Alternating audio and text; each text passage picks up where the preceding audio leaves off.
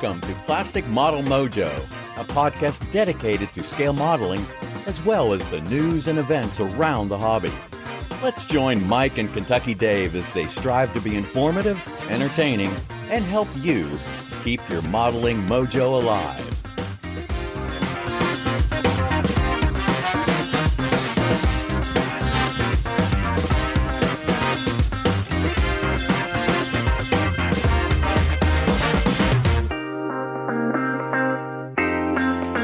Alrighty, Dave.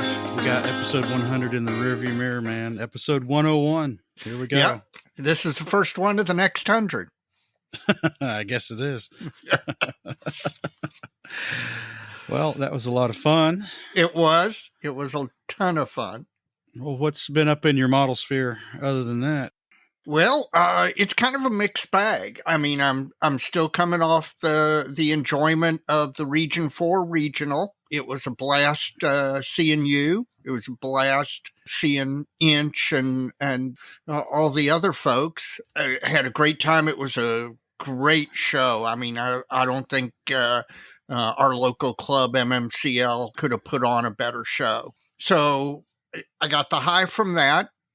I got the low from the fact that this weekend is Cincinnati and it doesn't look like I'm going to be able to make it. I got a sick wife and just all of the obligations of fall around the house. And I've kind of been behind because of having had surgery. So it just, it puts a real crimp in my ability to take a day and even run up to some places close as Cincinnati. And that saddens me. Other than that, you know, my model spheres picked up a new book, ordered some accessories for some projects I'm working on. So, you know, it's a mixed bag, but it's moving in the right direction.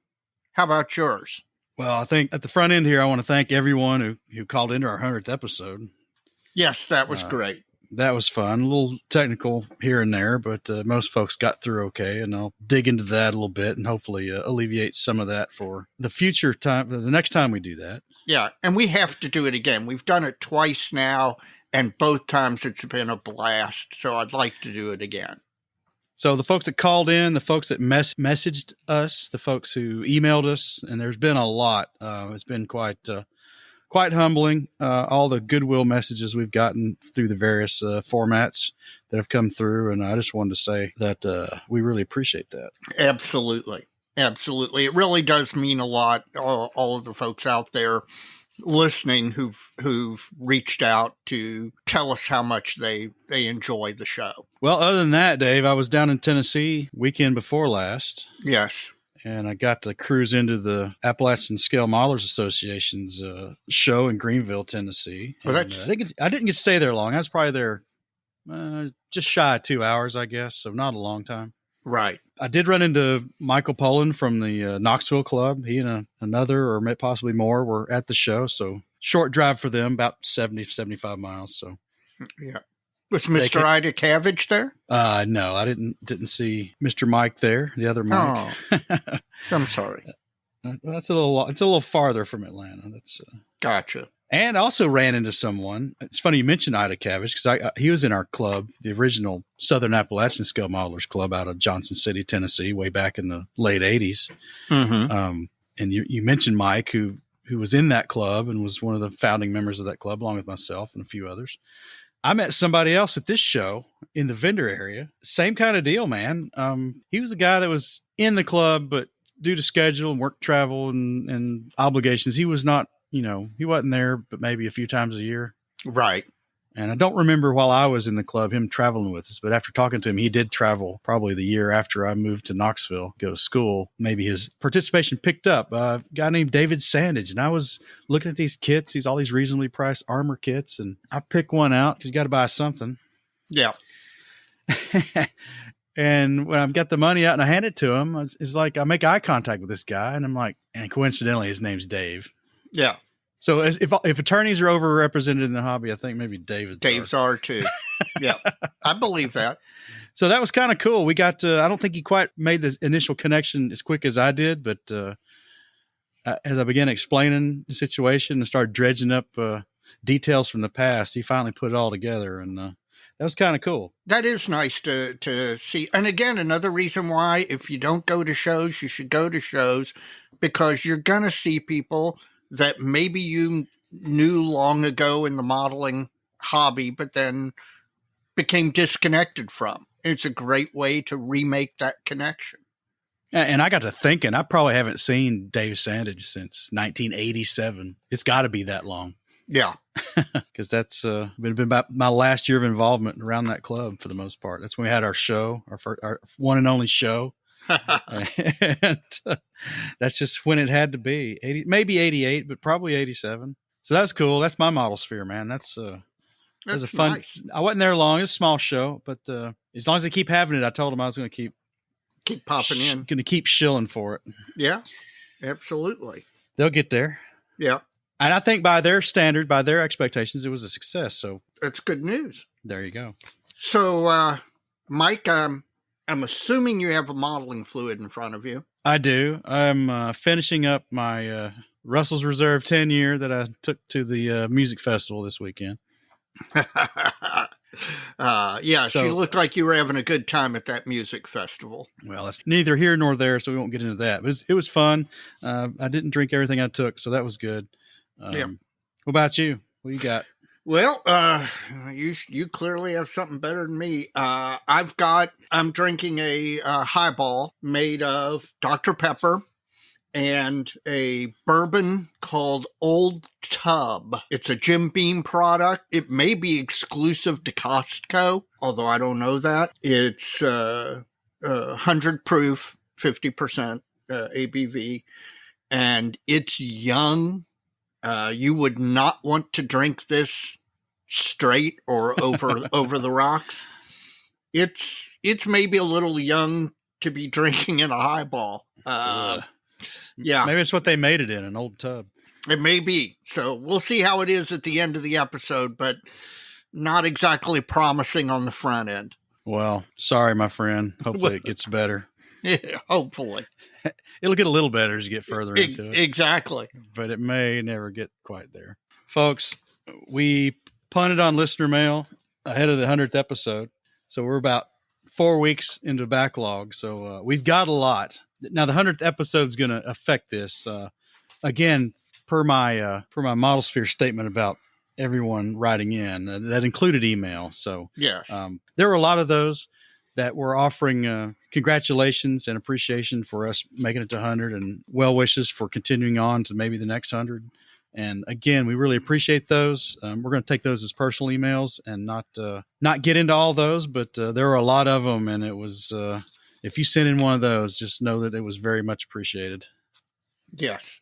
As well as all the people who wished me well recovering from my recent surgery. I mentioned it briefly on the dojo and got constantly messages from people wishing me well, wishing me a speedy recovery. Everything went fantastic, so there was no problem there. But thank you. Thank all of you for caring enough to mention it. That's right. And I'll take care of one of the emails right now. I guess for 100 episodes, we haven't done so bad for a couple of whiskey sipping, banjo plucking hayseeds.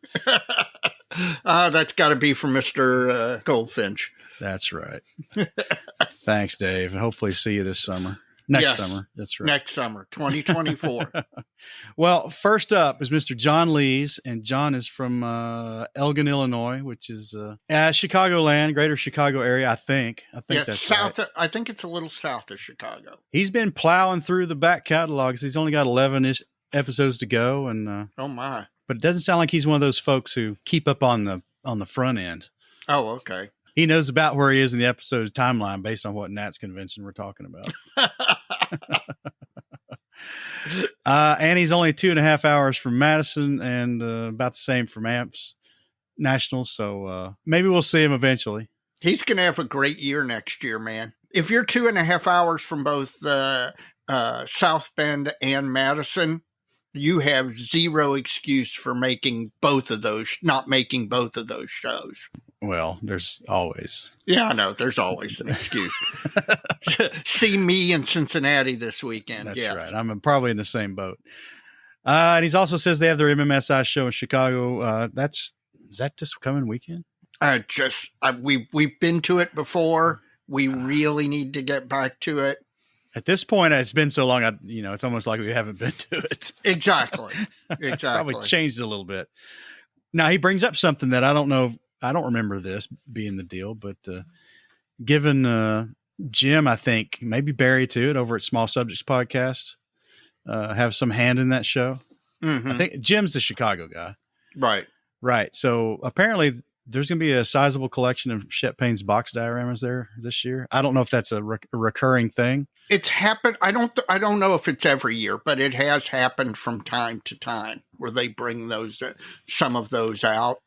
And I know they've been talking about who owns them now and which ones they have and which ones they're restoring and all that. So I'm sure Barry will set me straight. But man, I'd like to see some of that. Oh, I have seen some of those in the past, and they're amazing works of art. And that's exactly what they are. They are works of art. Well, to get into get a little more meat of it, he's got a remembrance build coming up. He's going to build the old Monogram Hawker Typhoon kit.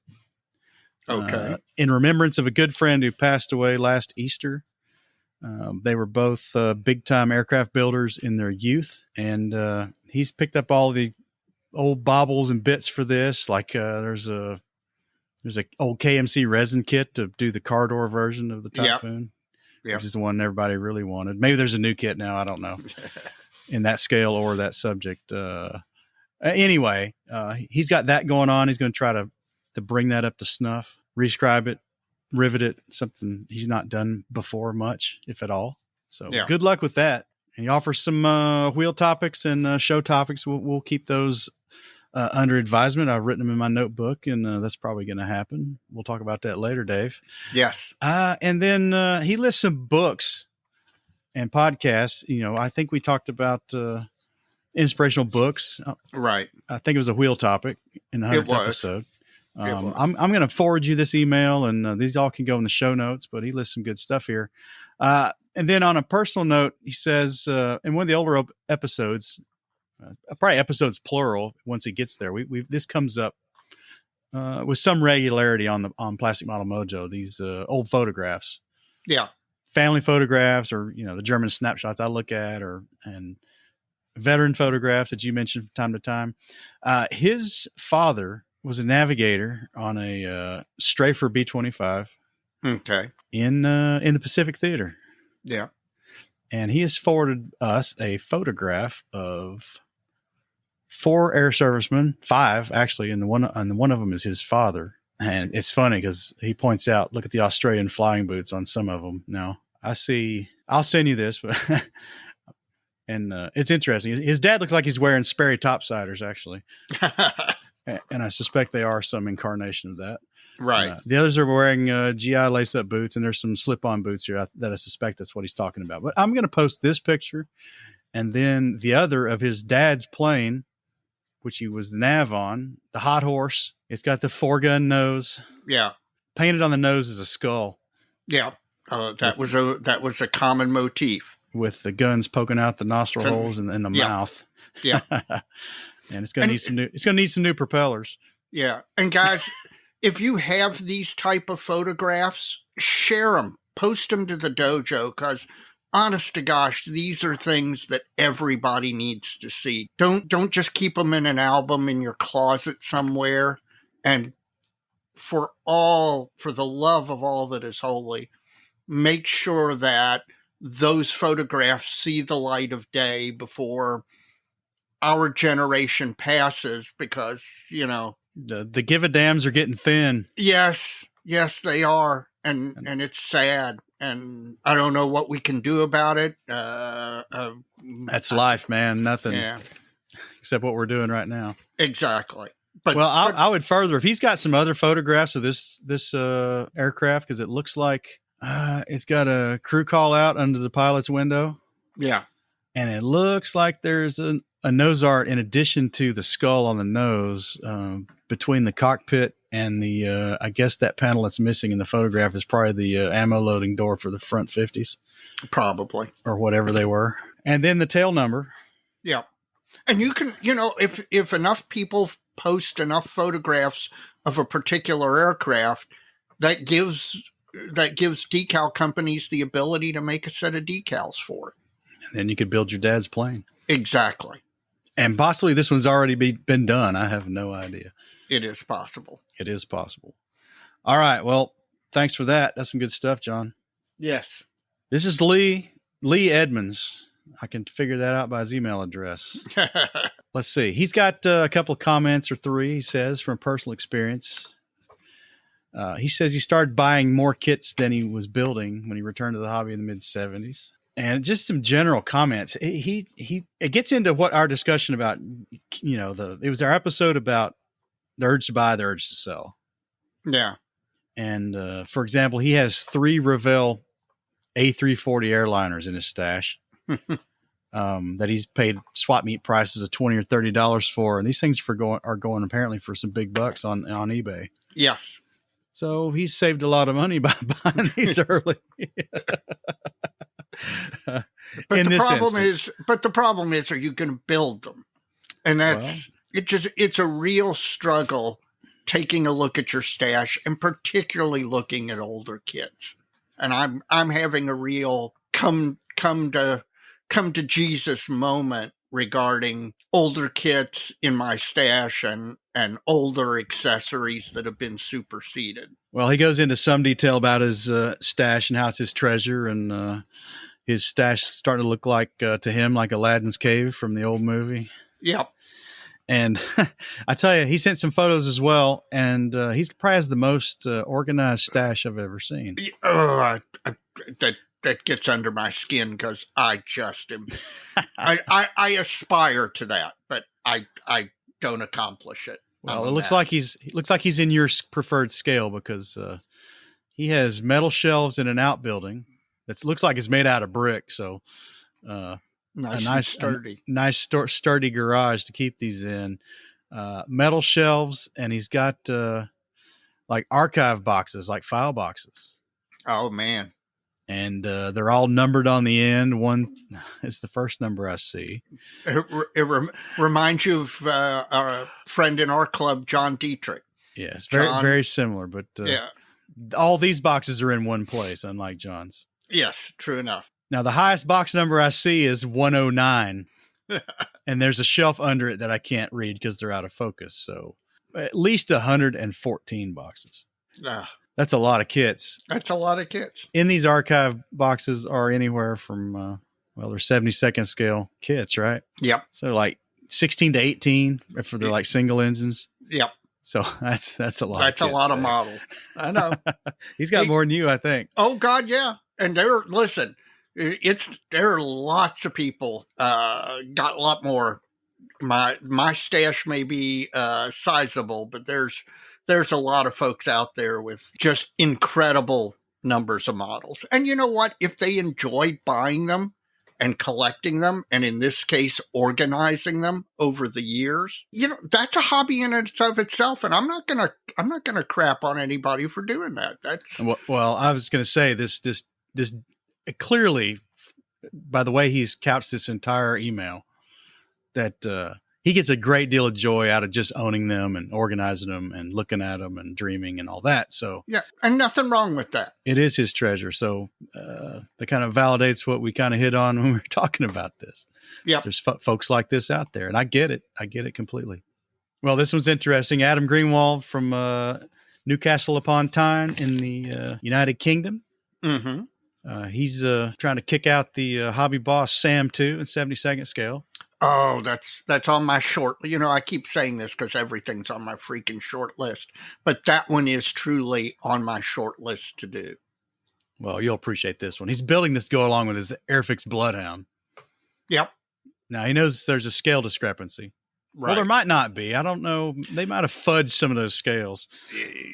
Some of those 76 scale kits are, I don't know. Yeah. Somebody can figure that out. Maybe they fudged it because they reboxed some of them as 72nd when they probably were 76 scale, but whatever.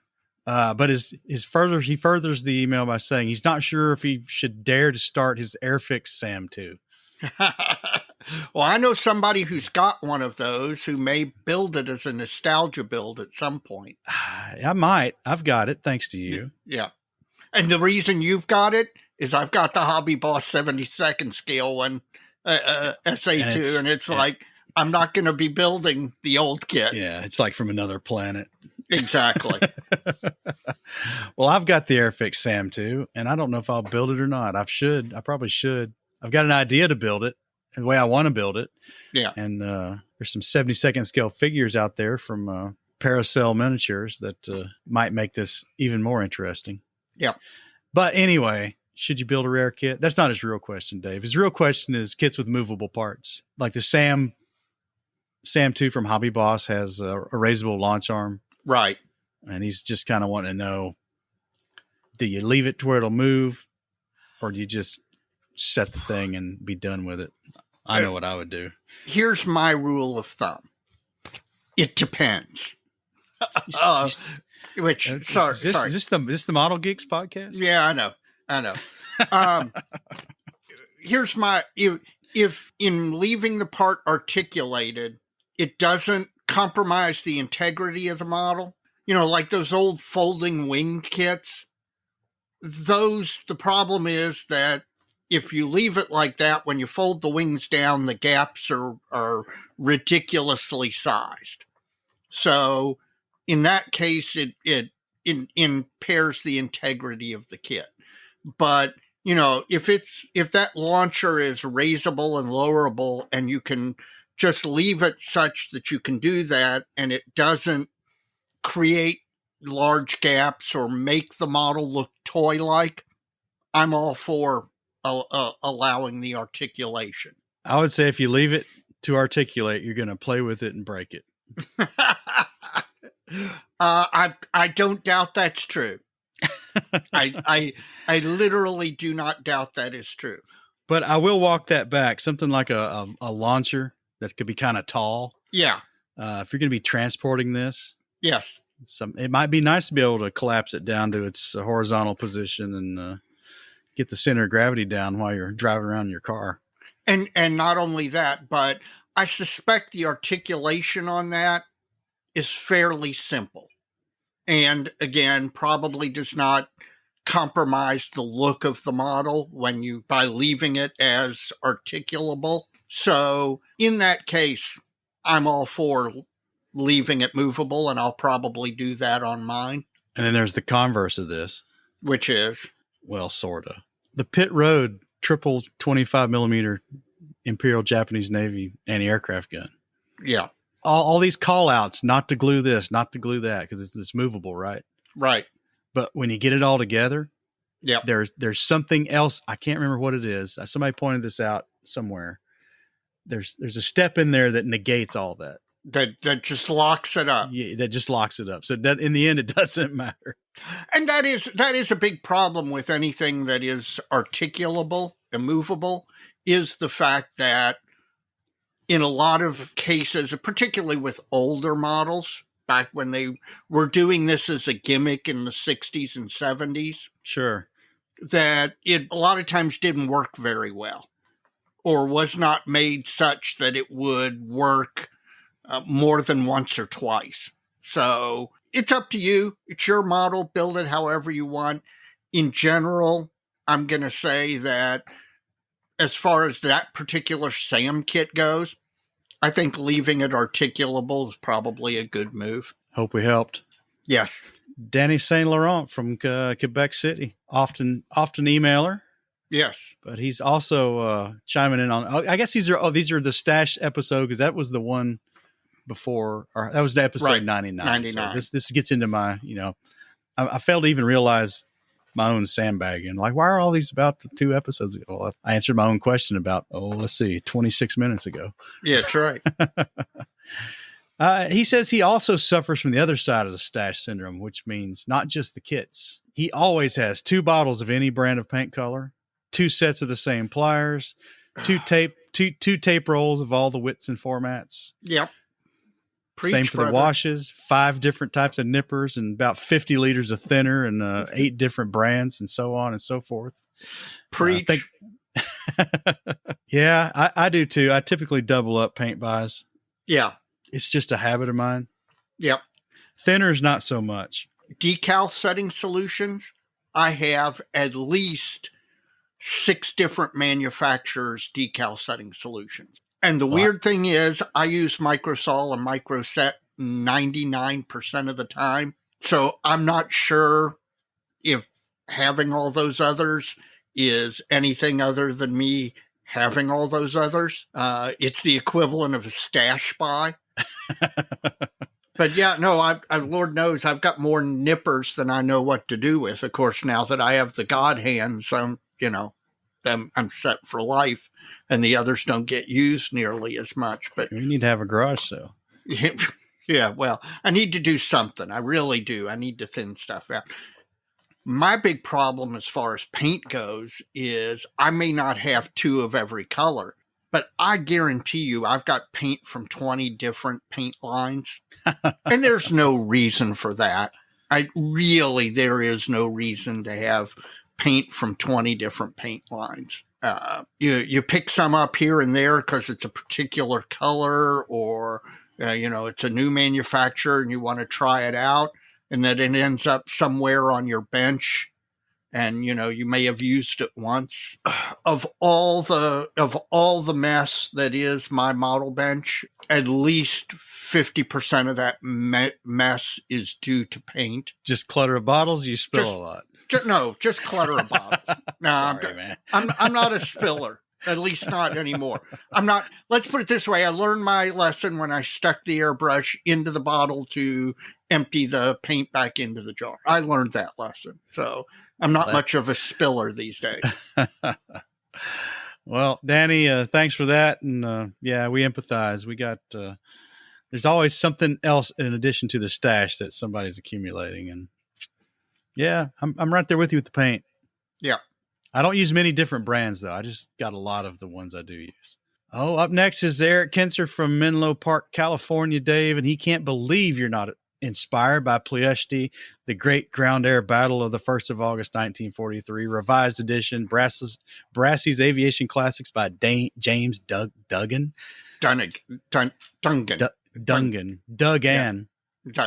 Yeah. Duggan. Oh, I am inspired by it. That book started me down the road to Ploesti, where I have been flying toward there every day. If you want to talk about Ploesti books, in my opinion, the book on the subject is Black Sunday, and it is just a fantastic book. The other one I would mention is there's a Through the Lens. The folks who do After the Battle do those Through the Lens books. And there's one on Ploesti that is just fantastic. But yeah, that's a never ending subject. That's one of those ones that I've got almost an entire shelf in a bookshelf dedicated to. It's a lot of books, Dave. It is a lot of books. Again, I'm a librarian who collects models. Another from the UK, Dave. Joseph Bridges, and he sent us a question for the wheel, but I'm going to shout out his club because he had some nice things to say about us. So Joseph is a member of the Sutton Coldfield Model Club, meets 2 times a month, the second and fourth Thursdays, and is UK based. I assume Sutton Coldfield is enough to find that club because that's all the information he gives. You and I need to go to the UK, man. We a lot of other places. Yeah, I know. Don't get me started down that road. But I mean, all those jokers went to Scale Model Challenge. Yeah, I wasn't even going to mention that. Yeah, oh, well. That one hurts. That's their ball to run with. So we'll listen to that on their shows. Exactly. But you and I need to get to the UK. We really, really do. And I've got no excuse considering how cheap I can fly. Up next is the local yokel, Dave. Uh-oh, who is it? Mike Hildebrand from Louisville, Kentucky. So he must be in our club. Yes, he is. He says he saw us at the MMCL show, but he was too enamored by the vendors area to get over there before we packed up and left. Listen, that was, as far as a regional convention goes, that was one of the best vendor areas I've ever seen. And that's evidenced by the fact that I spent money, not huge amounts of money, but came away with quite a volume of kits and other stuff. So that's how I judge a successful vendor room. Oh, yeah. Folks not talking to us. Yeah, that's right. Yeah, that's right. That's right. They're spending their money. Hey, listen, as our club would want, if the choice was between spending money in the vendors area and talking to us, MMCL wanted you spending the money, and so did the vendors. Well, that's all great. Yes. I'm sure we'll catch up with him eventually. I'm sure we will. Well, again, episode 99. I guess that's when we must have had a listener mail about what inspires us, books. Yes. Well, somebody, right. And he's like talking about Jack Higgins, his World War II books. Yeah. You're familiar. I'm not. Mm-hmm. But he usually ends up with some extra bench time after rereading one of his books. And he says a couple of books have been turned into movies. And he says he has to confess that The Eagle Has Landed is playing in the background of his bench time from time to time. That's a good one, as well as Where Eagles Dare. And he bounces back between realistic stuff like Band of Brothers and then all the historically inaccurate 1960s ketchup blood war movies with horrible soundtracks like Kelly's Heroes. Oh, yeah. That's not a horror. That movie, as long as you...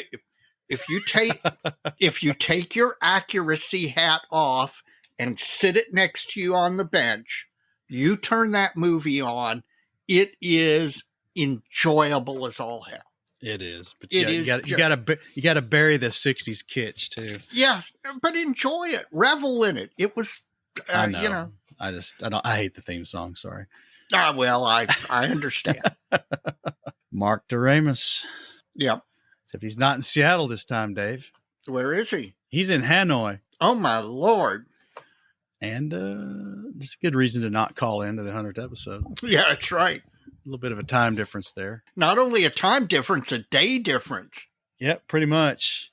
He went to a place called the Spectral Hobby Group. He found them online, a Gundam shop in Hanoi. Telling you, Gundams are wildly popular. And I'm telling you, they are, we were talking to our friend Ian McCauley about this, that a lot of brick and mortar stores, Gundams are keeping them alive. So if you're happy to have a brick and mortar hobby shop near you, you need to be, even if Gundams are not your cup of tea, you need to be thankful they exist, because they're allowing the retail hobby establishment to stay in business. Well, he went in to buy a specific Gundam model that Cobra Pla had suggested as a good starter kit, and it looks like he found it for about equivalent of $33 US. Nice. And he says it's got 20 sprues of Bandai goodness in it. So, listen, Bandai, whether it's Gundams or Star Wars kits, you got to give Bandai their due. They engineer really well. Real quick, I'm going to do one more from the 100th episode. Congratulations, Mr. Brian McFeeters from Morton, Illinois. And he couldn't call in because he was on a ship headed to Cairo, Egypt. So that's a good excuse. Hope your trip was good. Hope you're probably home by now, but we appreciate it, Brian. And thanks for the modeling fluid in our honor. Absolutely. Up next is Michael Pye from North Somerset, United Kingdom. All right. He's a member of the North Somerset Modeling Society in the UK, and he took his normal approach, he says, and went back to the very beginning and started listening once our podcast was actually recommended to him by another member of the North Somerset Modeling Society. So that's great. Thank you, whoever did that. Word of mouth. You say it every episode, Dave. And I'll say it again coming up in a few minutes.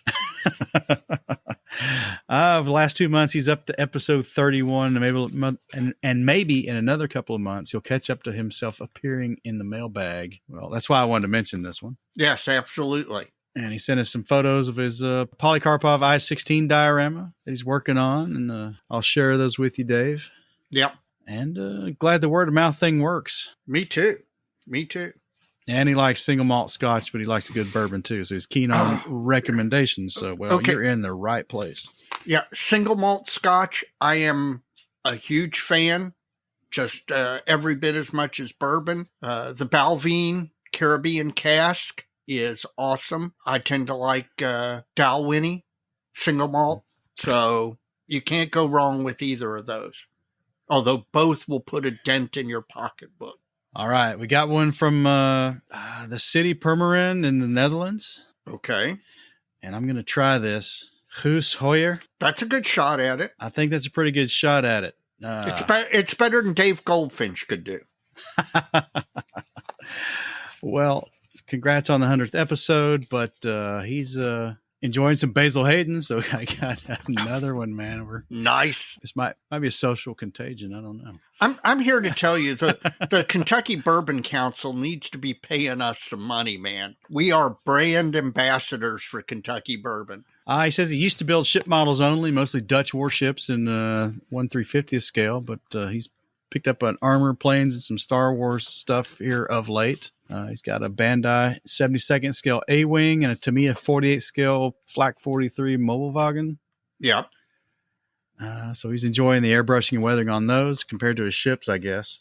Yeah. And then this comes from a show topic. One kit in his stash he always wanted to build, but did not have the guts to do so. 1/400th Carl Doorman. Okay. I know exactly what that is. That's a Dutch aircraft carrier. Yep. From the 50s and 60s. Yep. This is a conversion of the Heller Aeromanches kit. Yep. Because that's where the 400 scale is coming from. Yep. Heller. He's just going to build it, man. Like you say. Listen, you are going to die someday. You don't want to sit there at the end and go, darn, I really wish I would have gone ahead and done that. If it's a kit you've always wanted to build it. Do it now. If you mess it up, you can always go get another one. There's almost nothing that you can't find another copy of. Well, the resident PE parts to build the Carl Doorman may not be available. Yeah, well, okay. I don't know. May well be. That may be the exception that proves the rule. He's got a plan, though. He's doing his warm-up lap on a Dragon 1/350th Laffey destroyer. There you go. You go. Yeah. That's probably good. It's a good plan. Exercise your muscles, get yourself toned up, ready, rested, and then go do it. Mark Norman is next, Dave. Okay. And Mark sends us a flyer to post on the dojo, but I'm going to go ahead and do a live promotion here right now, Dave. It's the Hudson Valley Historical Miniatures Guild, Poughkeepsie, New York.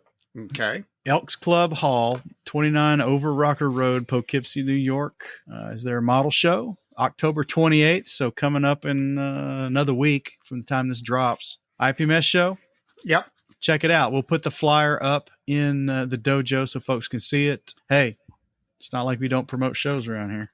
Not only that, but Mark had contacted me, and I'm going to be sending him some IPMS recruiting materials to put out on a table at their show to promote membership in IPMS USA. All right. Well, maybe I'll forward you this and you can take care of it. You got it. And finally, from the email side of things, after that long slog, Michael Karnauka from New York City. All right. What's the question, man? Is there something everyone in the modeling community raves about but never worked for you? He says he could never get automotive type putties like Squadron Green stuff and Dr. Micro Tools. Remember that? God, yes. To do the job. Uh-huh. But these things are crucial components in our workbench building process. What has not performed as planned or expected from us? Well, I've kind of got the opposite experience. I hear all these people who have problems with Future.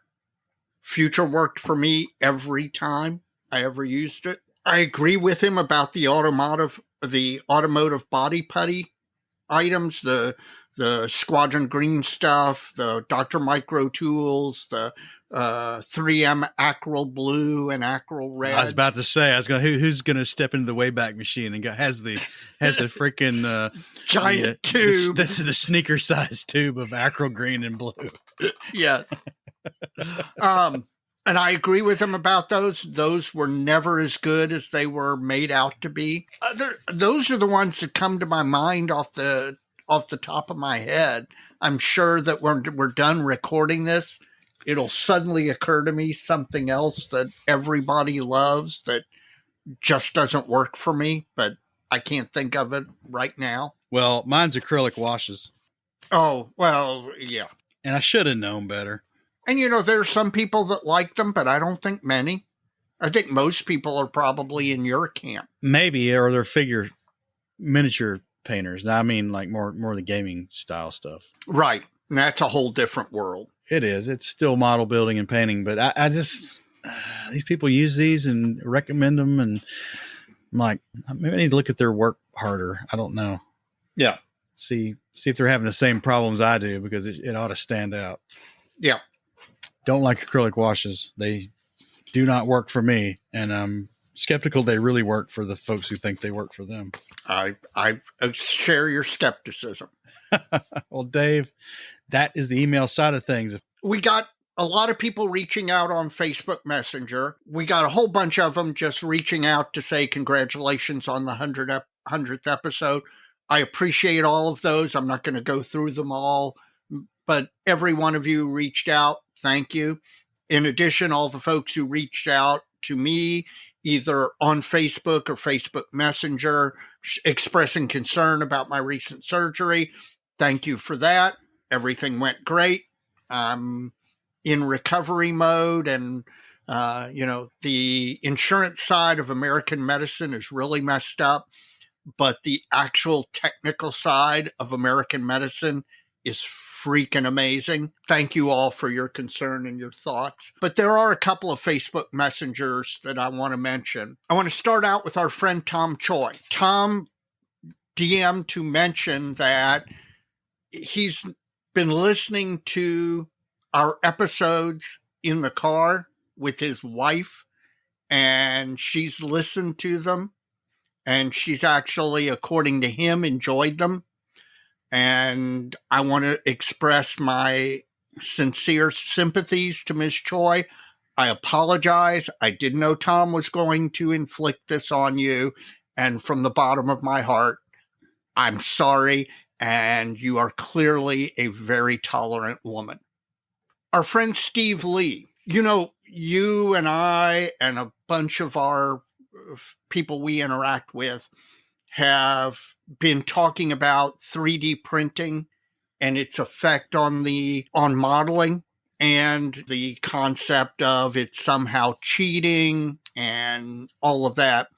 Well, Steve reached out because he did a short blog post on it, and he told me that he's ruminating on a really much longer blog post to really hash out this whole area, which I think, again, some of Stephen Lee's best stuff is his long form blog posts where he really gets thoughtful and dives deep into a particular subject. I think this is going to be one that's going to really lend itself to his talent, and given his skill in writing long form blog posts on topics, I'm looking forward to that. So if you all are not following Sprue Pie with Frets on the blog side of things, you need to do so, because he's got a lot of great stuff in his catalog, and there's some good stuff coming down the pike.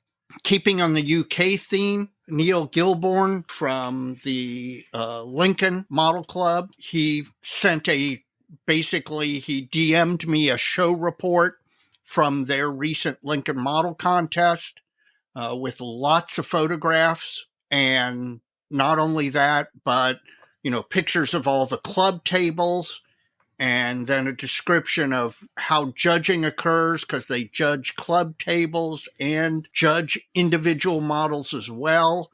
And we may need to get him on. This is one of the things that I think you and I are both enjoying exploring right now, is the different ways different model contests are presented. And what he describes as to what they do at that show is very, very different from a lot of the other stuff that we've covered.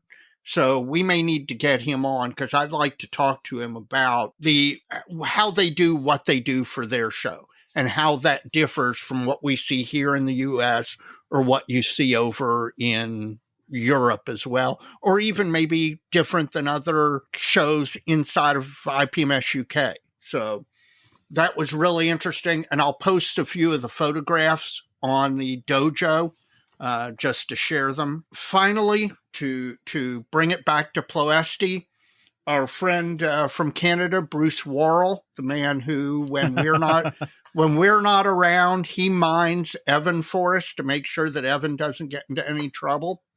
Well, Bruce is apparently over in Europe and over in the part of the world where, while he's not in Ploesti, he is close enough that there was a road sign pointing to Ploesti 50 kilometers away. And while he couldn't go, he took a picture of the road sign and sent it to me and told me he wasn't going to be able to get over there. But man, that would be something. If I was within 50 kilometers, that's something I'd have gone over, no doubt. But I appreciate Bruce thinking of me and thinking of that and taking that photo, because that's kind of cool. Is that all you got, Dave? That's all I got, Mike. Well, thanks for bearing with us, folks. That was a lot, but we're caught up now. So if you'd like to contact the show, we got a clean slate again. Yes. plasticmodelmojo@gmail.com is for the email, and you can reach us through Facebook Messenger through the Plastic Model Mojo Facebook page. Please, we love hearing from you. And again, tell us where you're from. Just a city and state, or country and city. That's fine. We don't want to know your mailing address. But we just like to know who we're getting to and where everybody's from out there in the model sphere.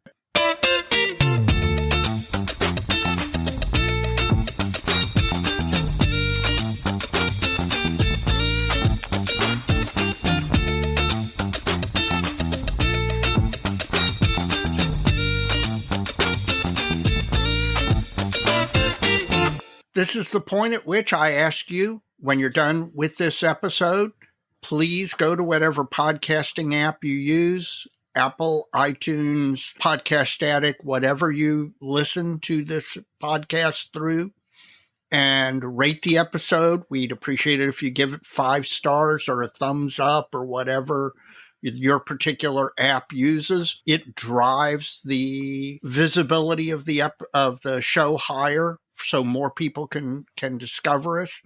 In addition, as you heard earlier in this episode, a recommendation from a friend works. So those of you who listen to us and you've got at least one modeling friend who doesn't listen to us, and in fact, that modeling friend may not know what a podcast is. So you may need to help them discover our show. We'd appreciate it if you did that. It is the single best way for our show to continue to grow.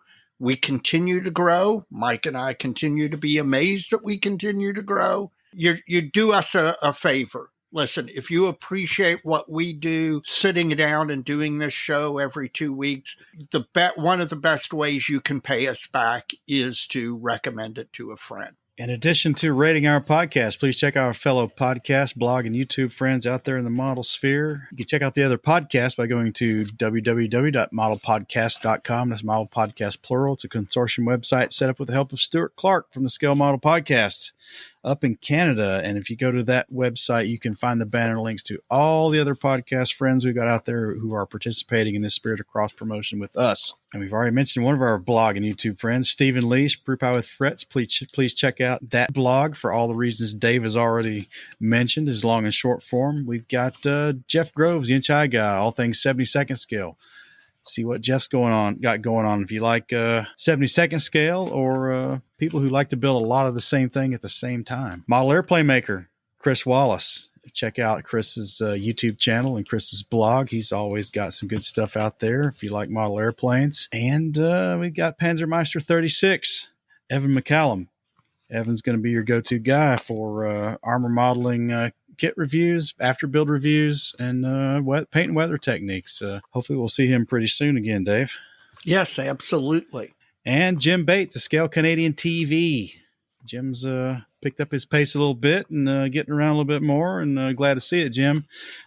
Keep up the content. People are listening. Particularly his travelogues. He's been doing a lot of traveling lately, and it's kind of nice to go along on his trips with him. Finally, if you are not a member of IPMS USA, IPMS Canada, whatever your local national IPMS chapter is, please join your national organization, IPMS Israel, IPMS Italy. The folks at the IPMS national organizations are guys who are, or I should say guys and gals, who are taking some of their modeling time and giving it up to make your modeling experience better through either show coordination or doing all sorts of stuff like that. All of it's behind the scenes. All of it, the modeler doesn't, or a vast majority of it, the modeler doesn't see.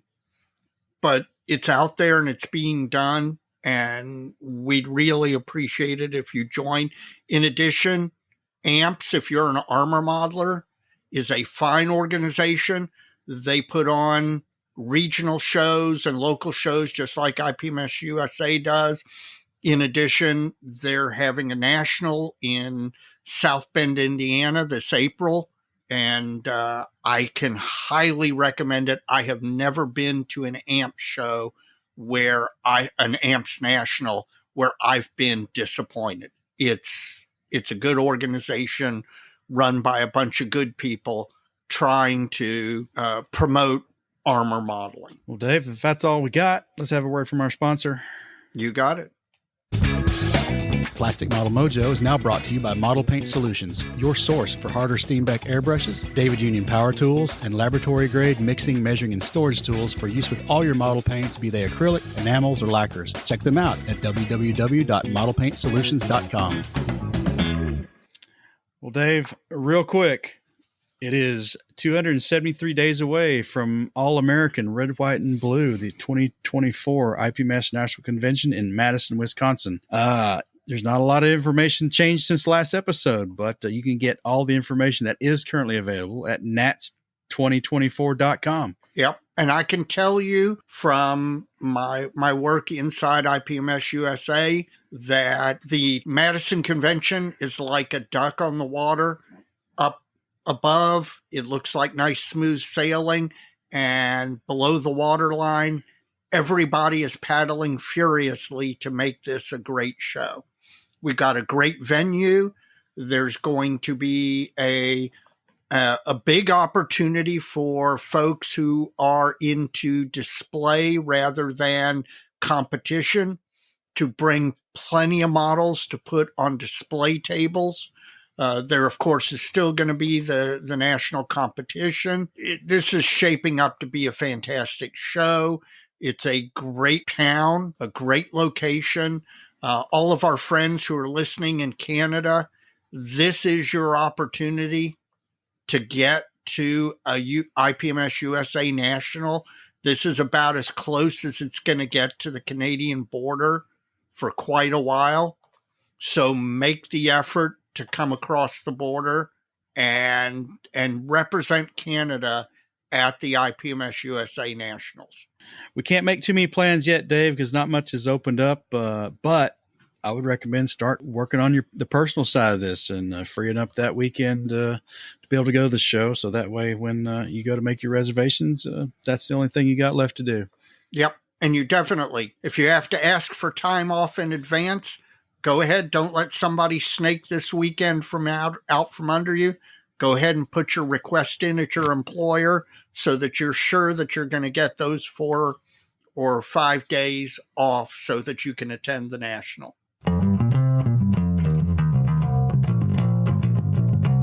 Well, Dave, our old friend Dr. Strangebrush is back, and we're going to dive a little deeper into fine line airbrushing, kind of getting the last 2 to 5%.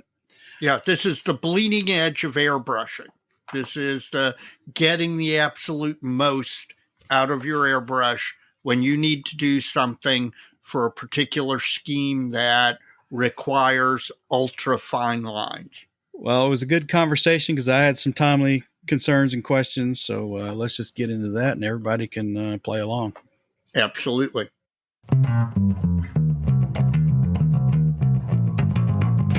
Dave, it's that time of year again. One of our perennial guests is back.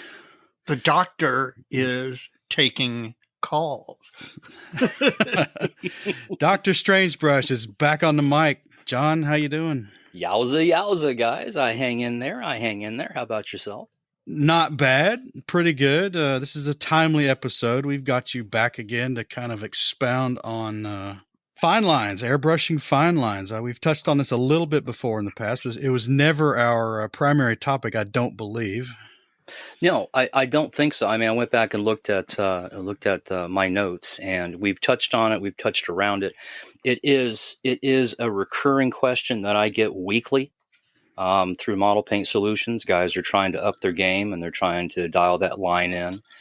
And a fine line. Now let's be sure that we're all on the same page. What is a fine line? So for this discussion, a fine line is one that is 1 to 1.5 millimeters wide. That's with no stipple, no little flecks and stuff above and below the line. Just a nice. Think of it when you really dial your fine line game in, and all the dominoes are falling, just right. You can actually get a line that has the same width as a soft-tipped pencil. Mm-hmm. Now, it's not easy to do, and it takes a lot of work, but once you get there and you learn the tricks, you can reliably dial a line in that thin. So when we talk fine line, this is really what we're talking about, is 1.5 millimeters wide. And that's preparatory.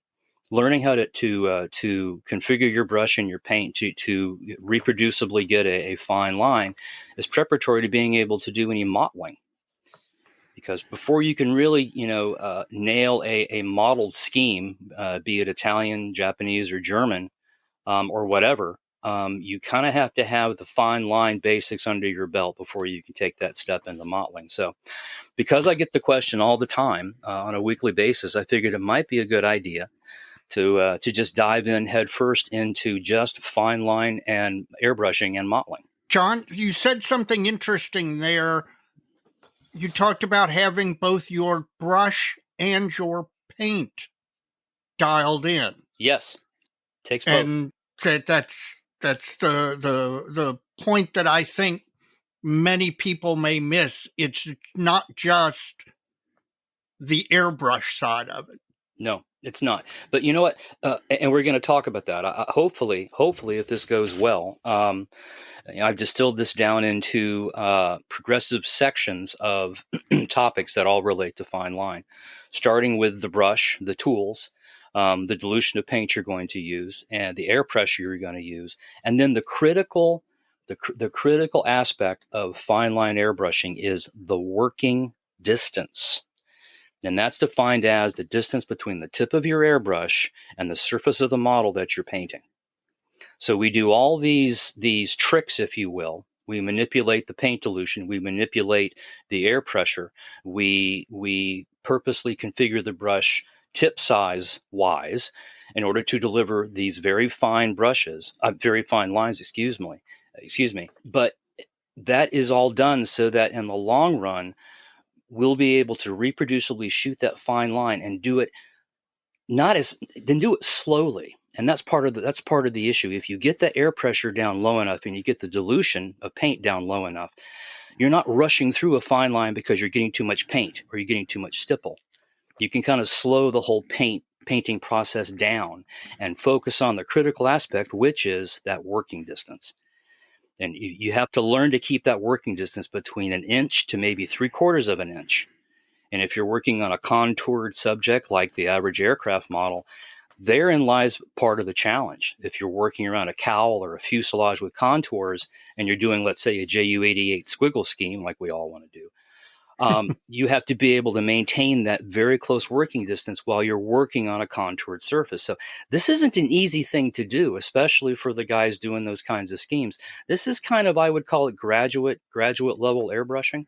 Well, it's timely for me because I've got two things to kind of kick this off, and then you can run with it according to your note sequence, John. But the first one is I'm building this 72nd scale Aichi E16 Paul, Japanese float plane, and I'm doing all this kind of, well, it's not avant-garde now, but it is for me.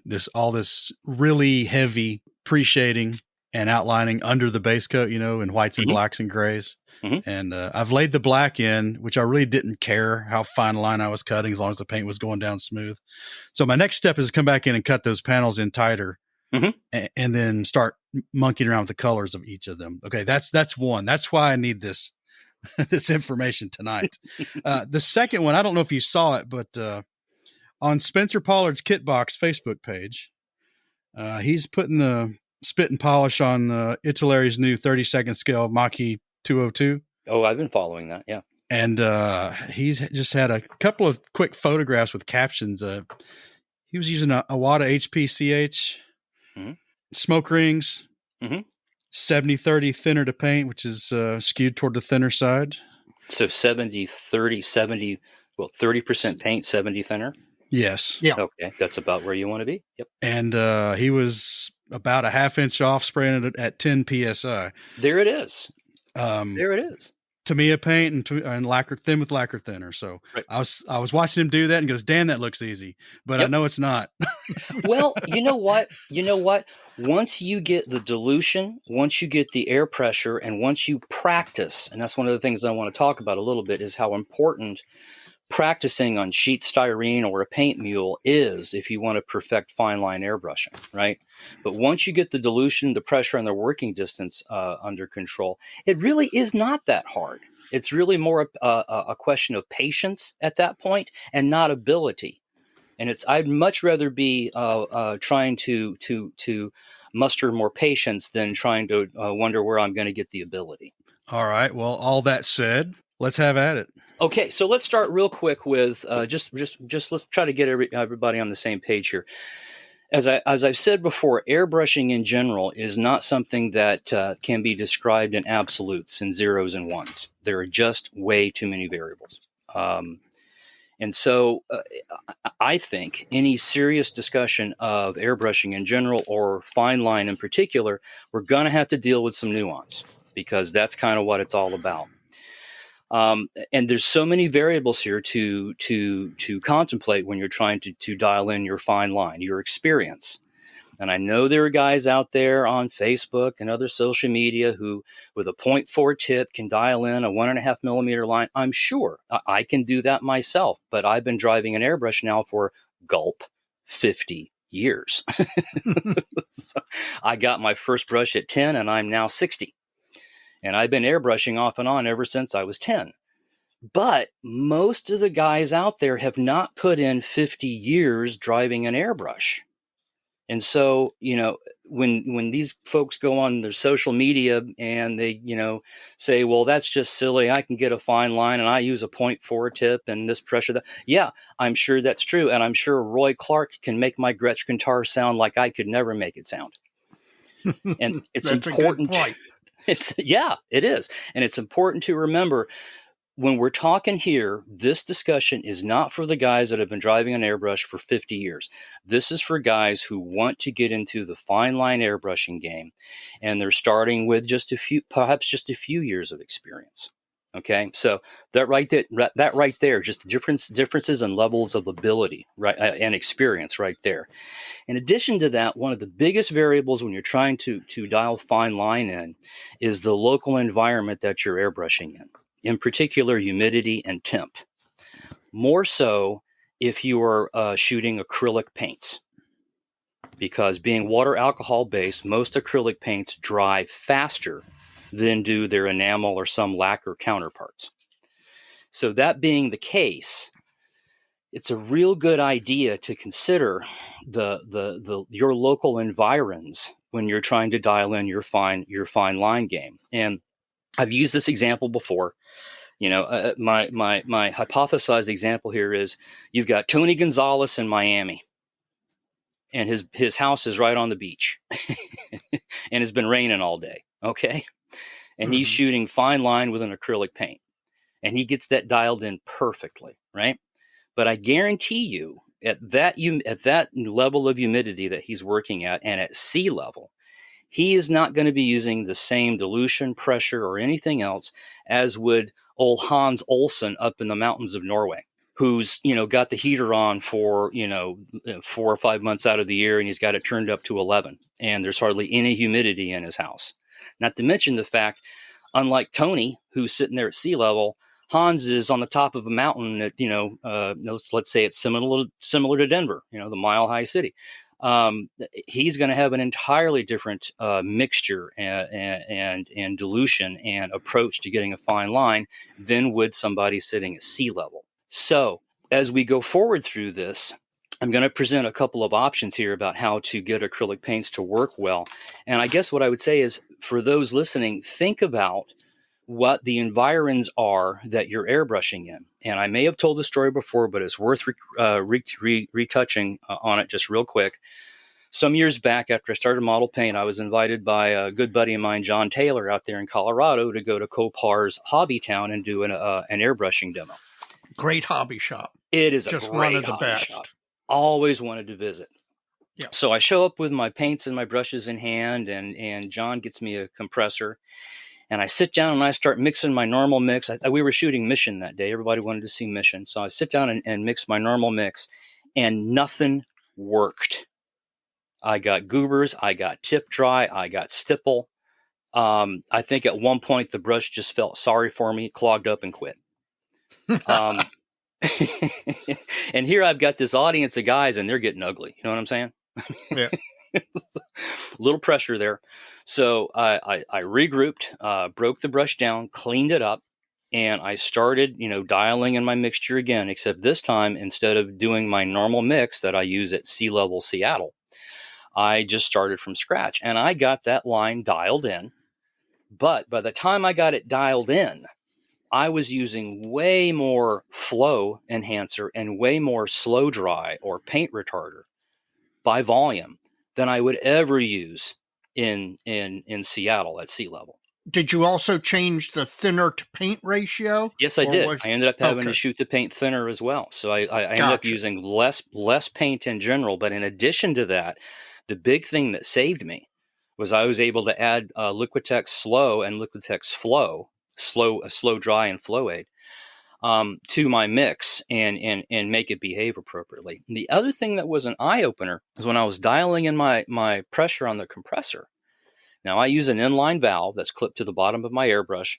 And usually when I'm in Seattle, or, where I just live south of Seattle, but I live very close to the water, and I'm usually doing fine line at anywhere between 10 to 12 pounds on my compressor gauge. Yeah. And then with an inline, I'll cut that down to an estimated 6 to 8 pounds at the airbrush. When I tried to do that in Denver, nothing worked.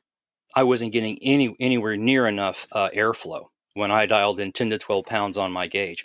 I ended up having to dial in about 20 pounds on my gauge in order to get the same airflow that I get here in sunny seaside Seattle.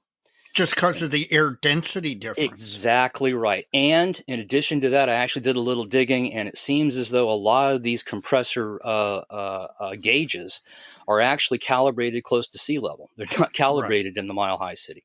Well, that and the extremes of its measure aren't as accurate as somewhere in the middle. Yes. Because it's just got a spring in it, essentially. Yeah. But I took a quick poll of the guys there and said, when you guys are airbrushing, and you're getting a nice line, good atomization, what are you seeing on your pressure gauges? And it was pretty universal, 20 pounds, 25 pounds, way higher than what we have to dial in here, in sea level Seattle. So that's something to consider right there. Is what elevation are you working at? Are you up in, like my buddy John Taylor, up on top of a mountain in Colorado, or are you at sea level? So there's a lot of variables here. And the only reason I'm kind of belaboring on this is, as we go forward through this, I'm going to be giving suggestions with regards to paint dilution, to air pressure, to working distance, and all of these things, because of all of the variables and more that we've discussed here. All of these suggestions I'm going to give are starting places. It'll get you close to the ballpark. And I've seen this work enough times helping guys from Boston to Baton Rouge to Portland. These dilutions, these air pressures, these working distances, they will get you in the ballpark. And then you, using a little trial, error, and experimentation, you are going to have to tweak, the mixture, the dilution, the air pressure to your particular situation. But hopefully the suggestions to come will give you a place to start. To go back a little bit, you were talking about people who've been using the airbrush for 50 years and they're going with a 0.4 needle and nozzle. I'm assuming that the average guy who's just starting to try and up his fine line game isn't going to be using a 0.4 needle and nozzle. They're going to be using something much, much more delicate. Well, I bring it up only to illustrate that if you are interested in pursuing fine line and you're not one of those 50-year behind a brush guys, that's exactly what you do want to do. You want to invest in the tools, the tip size, the brush that will give you, right out of the gate without 35 years of experience, it will help you get that fine line. And tools make a huge, huge difference. But like I said, I've been playing guitar ever since I was about 10 years old. And no matter how hard I try, no matter how expensive the guitar is, I cannot make it sound like Roy Clark. I really can't. Sure. And so the same is true with, airbrushes. So I only bring that up so when guys, go online and they see these beautiful fine lines and the guy's using a 0.4 tip, you got to step back and go, okay, that guy really knows what he's doing and he's been doing it for a long time.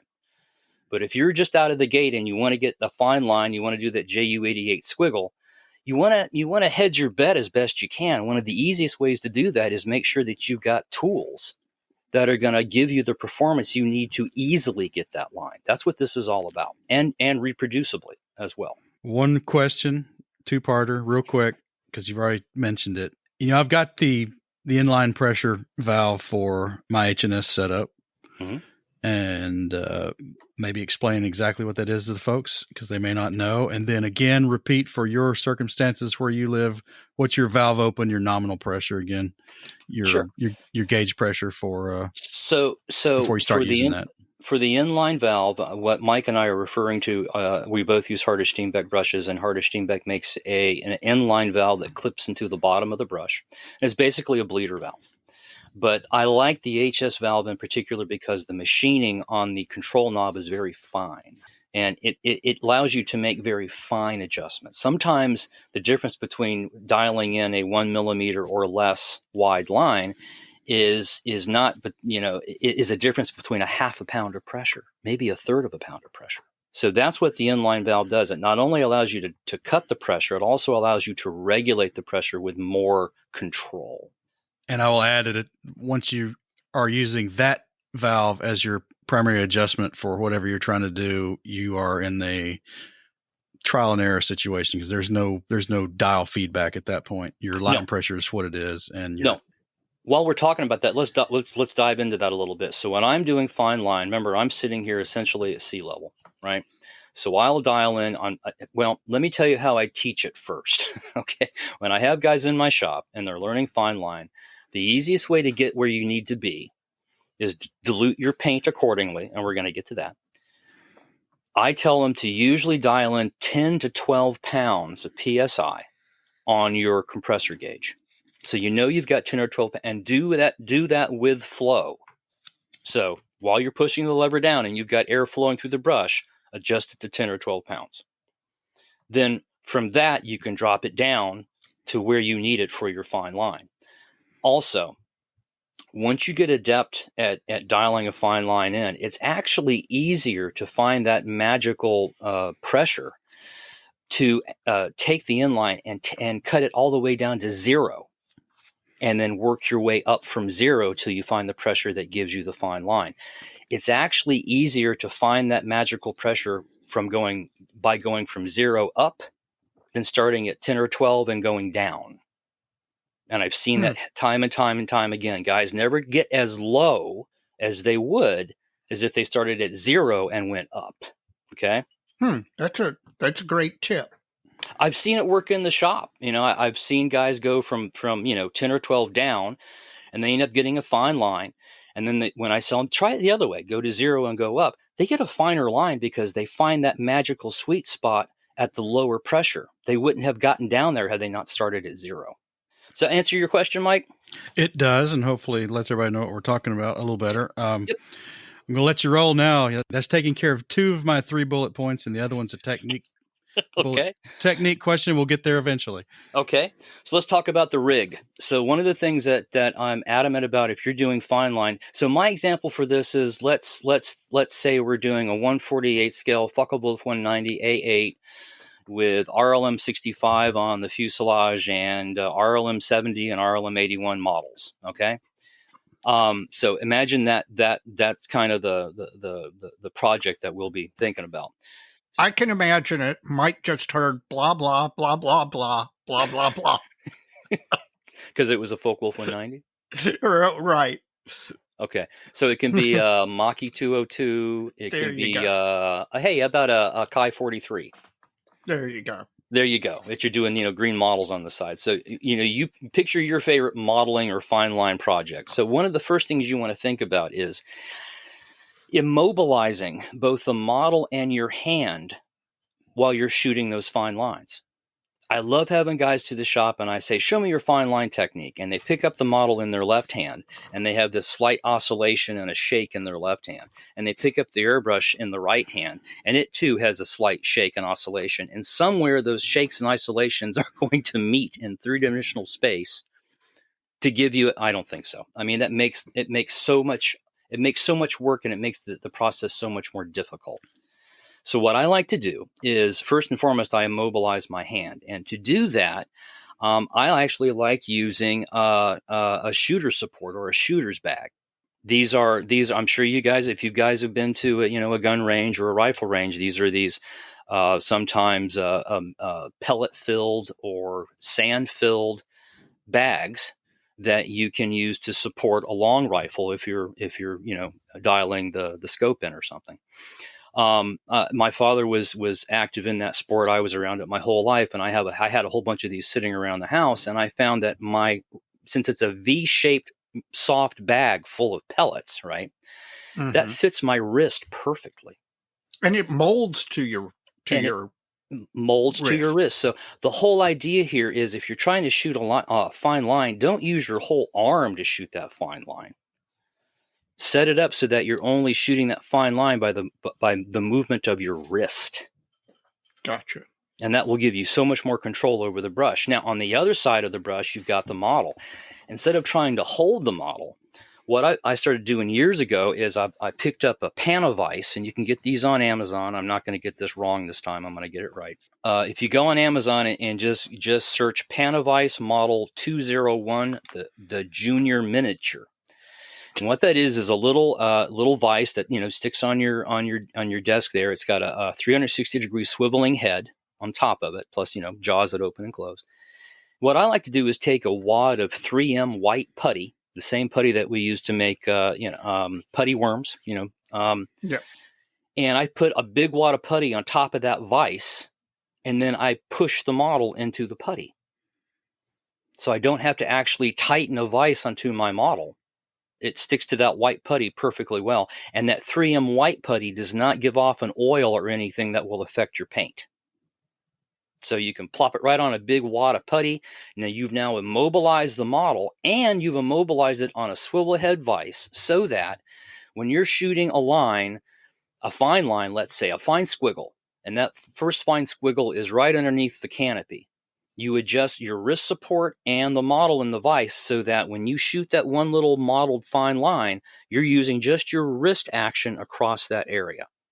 If the next model you want to put is on the rudder, then you move the whole model in the vise, readjust your wrist support, and then using just your wrist movement, shoot the model on the rudder. So if you both stabilize, support your wrist, and immobilize the model, right there, for a lot of guys, just doing those two things makes getting a reproducible fine line a doable thing, as opposed to a challenge where you're trying to balance your two hands at the same time.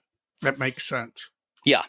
Exactly. Now, the one thing you have to tell yourself is, you're going to have to slow down a little bit if you're having to reposition the model and reposition your hand for every other shot. So you just have to, factor a bit more patience into the process. But it's worth adding that patience because you get all the control you need in order to pull the line off. So the rig. To end with the rig, let's talk about the compressor. I'm old school. I am a firm believer in using a tanked compressor. That is a compressor that feeds into a tank, and then you get your air from that tank. It decreases the pulsations in the airline, which is a real difficult challenge if you're using an old style compressor that is a direct feed from the piston of the motor to your compressor, or to your airbrush. That's going to give you a pulsation of air through your line. That's going to make dialing a fine line in really difficult. So I'm a firm believer in using a tank compressor. Now I have tried these new compressors where they use the air hose as the tank, and as soon as you hit the button, the compressor turns on. And I'm sorry, I can see a pulsation. I can still see it's a little more variable than a tank compressor, which is why I'm going to go old school on this one and say, put the money in and get a tank compressor. That said, again, available offline, you can find a tanked compressor off of the big Amazon for less than $100. Oh yeah. And I've got one in my shop, and I've recommended them to many customers, and I've had no complaints. It's a nice quality little compressor, less than $100, has this little tank on it, and I use mine all the time rather than firing up my big Awada compressor. So a tanked compressor. Now, that said, the airbrush. The last part of the rig is the airbrush. I'm going to take some real general considerations here. Gravity versus siphon. Now, if you're interested in doing fine line, I would suggest going with gravity as opposed to going with siphon. And the reason for that is just some real simple physics. With a siphon airbrush, the brush has to siphon or suck the paint from the bottle on the bottom of the brush up into the nozzle to be atomized. So right off the bat, if the whole point of playing with the dilution in the air pressure is to get the air pressure as low as you can and the paint as dilute as you can so you can dial these very fine lines in, right? With a siphon feed, you already have to add a couple of pounds of pressure just to get the paint into the brush. Versus a gravity feed, where the paint is literally flowing by gravity into the nozzle. That's going to give you a lower pressure, with a good fine atomized line than will a siphon feed. So in general, I would say, go with a gravity feed. The next thing to consider, and probably one of the most important things to consider if you're just starting fine line, is the size of the tip. And really, when we start talking about tip size, we're talking about the aperture of the nozzle, the hole in the end of the nozzle, the orifice of the nozzle. That's usually what we're talking about in millimeters. Okay. In my hands, in my experience, if you want to easily and reproducibly dial in a 1 millimeter or finer line, you want to be thinking about using a 0.2 millimeter tip or less. Now, there's lots of brushes out there that come with 0.2 millimeter tips. Right. The Badger Extra Fine is in that range. The Sotar comes with a 0.2 tip. Procon has multiple brushes that have a 0.2 tip. There's lots of brushes out there that you can get a 0.22 millimeter tip. That is about the right size tip for doing fine line. Now, in my experience, the two best brushes for doing fine line are either the HS Infinity or the Awada Micron. Now, with the Awada Micron, you're going to be working with a 0.18 millimeter tip, which is pretty small. Let me back up and say there are a couple of other brushes out there. They're essentially Awada knockoffs that do offer a 0.18 millimeter tip. So you don't have to go Micron if you want that small 0.18 millimeter tip. The other brush, the Infinity, has the smallest production tip that I'm aware of, which is a 0.15 millimeter tip. And you wonder whether that 0.03 millimeters is a big difference. I will say this, on Model Paint Solutions, one of the first articles I did in the first year or two. It's available on the paint booth if you go back and look. Was a 1/144th scale I-16 Rata, which basically fit in the palm of your hand and left the rest of your fingers for a runway. I did that in a Spanish Civil War scheme, which was mottled. Mm-hmm. And the models were put on following the mottling diagram provided in the Edouard 148 scale Rata. And you can actually compare the diagram in the Edouard, instructions with the paint scheme that I put on that I-16, and it matches, right? When I was doing that, of course, I had everything dialed in: pressure, dilution, working distance. When I got to the point where I needed to do touch-up, I went back and forth between my 0.18 micron and my 0.15 harder Steenbeck, and the truth of the matter is I could not get the same fidelity of line and therefore do the touch-up as clean as I wanted to with the 0.18 as I could with the 0.15. So that 0.03, when you really need it and you're working on the edge of the finest line you can get, that 0.15 millimeter nozzle really does outperform the 0.18 in my hands. But it's we're talking on that ragged edge of super fine line. Oh yeah, this is all bleeding edge of airbrushing. It is. This is graduate stuff, guys. Graduates. So now we've talked about the brush. We've talked about the pressure. Now let's talk about the paint. This is a big consideration.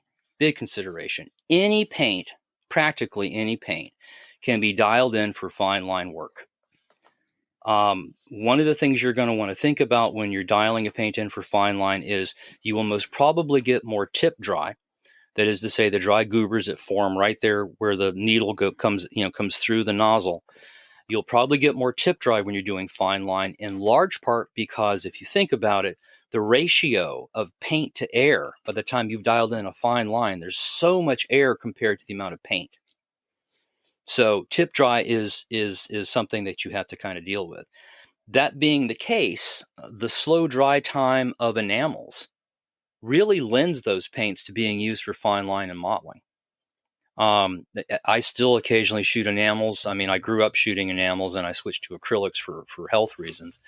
But every once in a while, I'll still put the mask on and fire up the paint booth and I'll shoot an enamel just for the fun of it. And again, that slow drying rate of enamels really does make them a good paint to use for mottling a fine line. That said, you can get acrylic paints to behave comparably.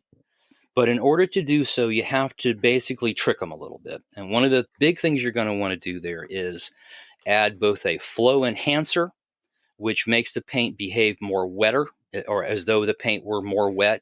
It decreases tip dry and paint goobers. And in addition to a flow enhancer, for extreme conditions like old Hans up there in Norway, you're going to want to also think about adding a paint retarder or a slow dry, which is going to slow the paint down and make it dry, more slowly. So the two that I like to use, and I've written about this a lot on my site, are Liquitex Slow Dry and Liquitex Flow Aid. Now, I've been using these reagents for years. They are not the only games in town. You can find comparable reagents by Vallejo, MIG, AK, Tamiya. They're out there. And for the most part, they work comparably to the Liquitex reagents. For this discussion, I'm going to refer to the Liquitex because they're what I've used the most of, and I actually find them to be a bit more potent than some of the other reagents out there.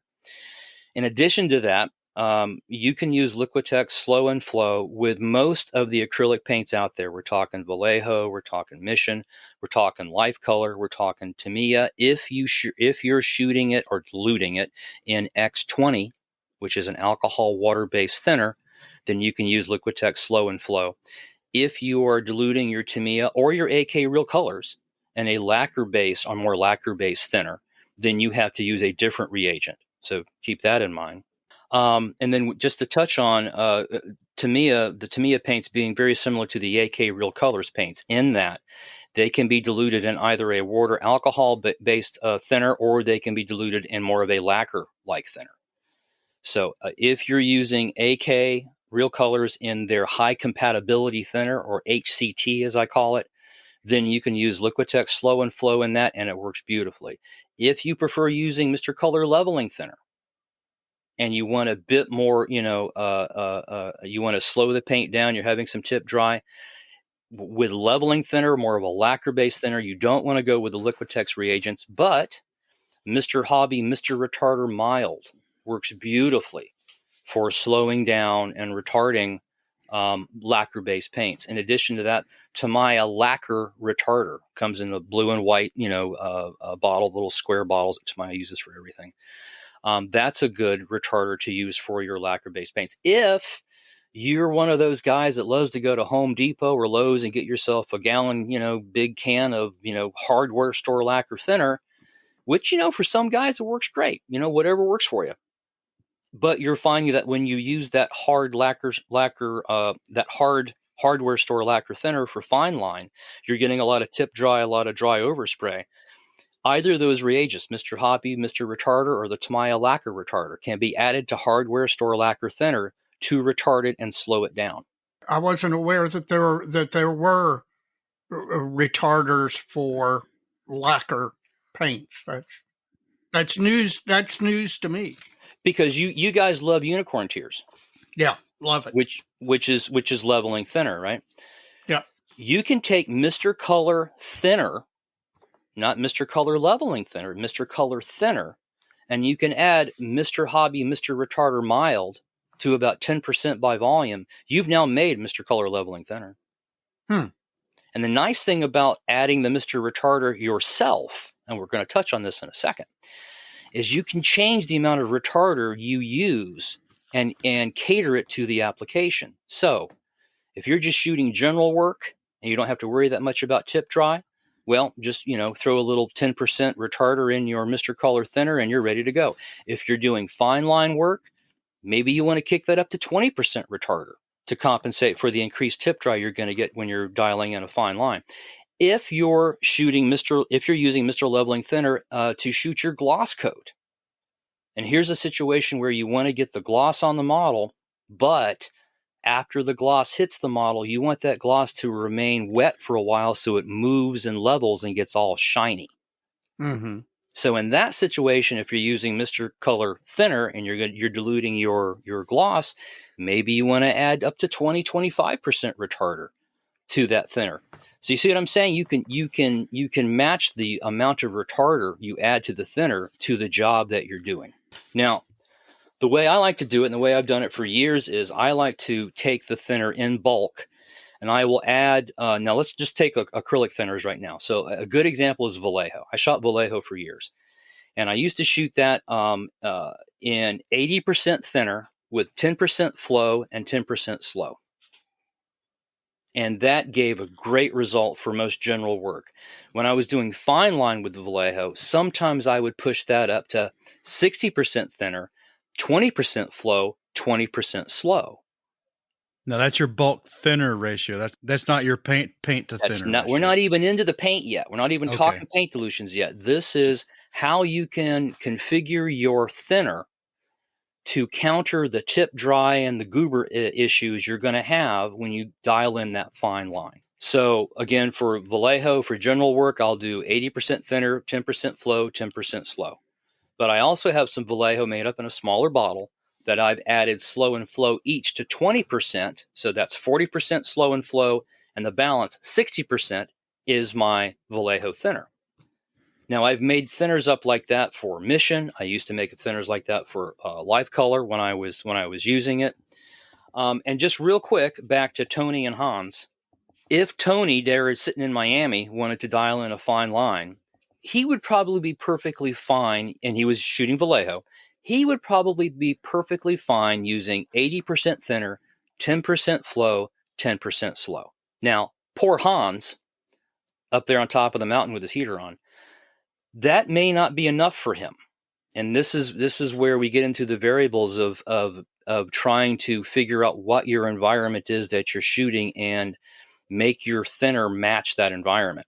So for Hans up there on top of the mountain, we'd probably recommend 60% thinner, 20% flow, 20% slow. So we want to retard the paint and slow the paint down even more because of the elevation he's at and because of the decreased humidity he's sitting in. Okay?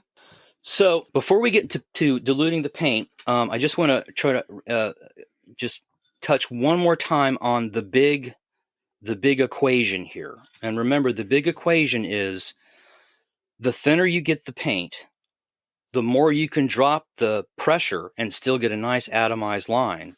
But remember, the more you drop the pressure, the closer you can get that airbrush tip to the model. And that's really what you want to be able to do, is get that airbrush tip within a half an inch or so from the model surface. Because at that point, with the right dilution and the right pressure, you'll be able to shoot that fine line or shoot that model. How many times have you guys tried to do a fine line? The paint's too thick, you're having to use too much pressure. And in order to shoot that fine line, because you're putting so much paint out, you have to do it really fast. Been there? Maybe.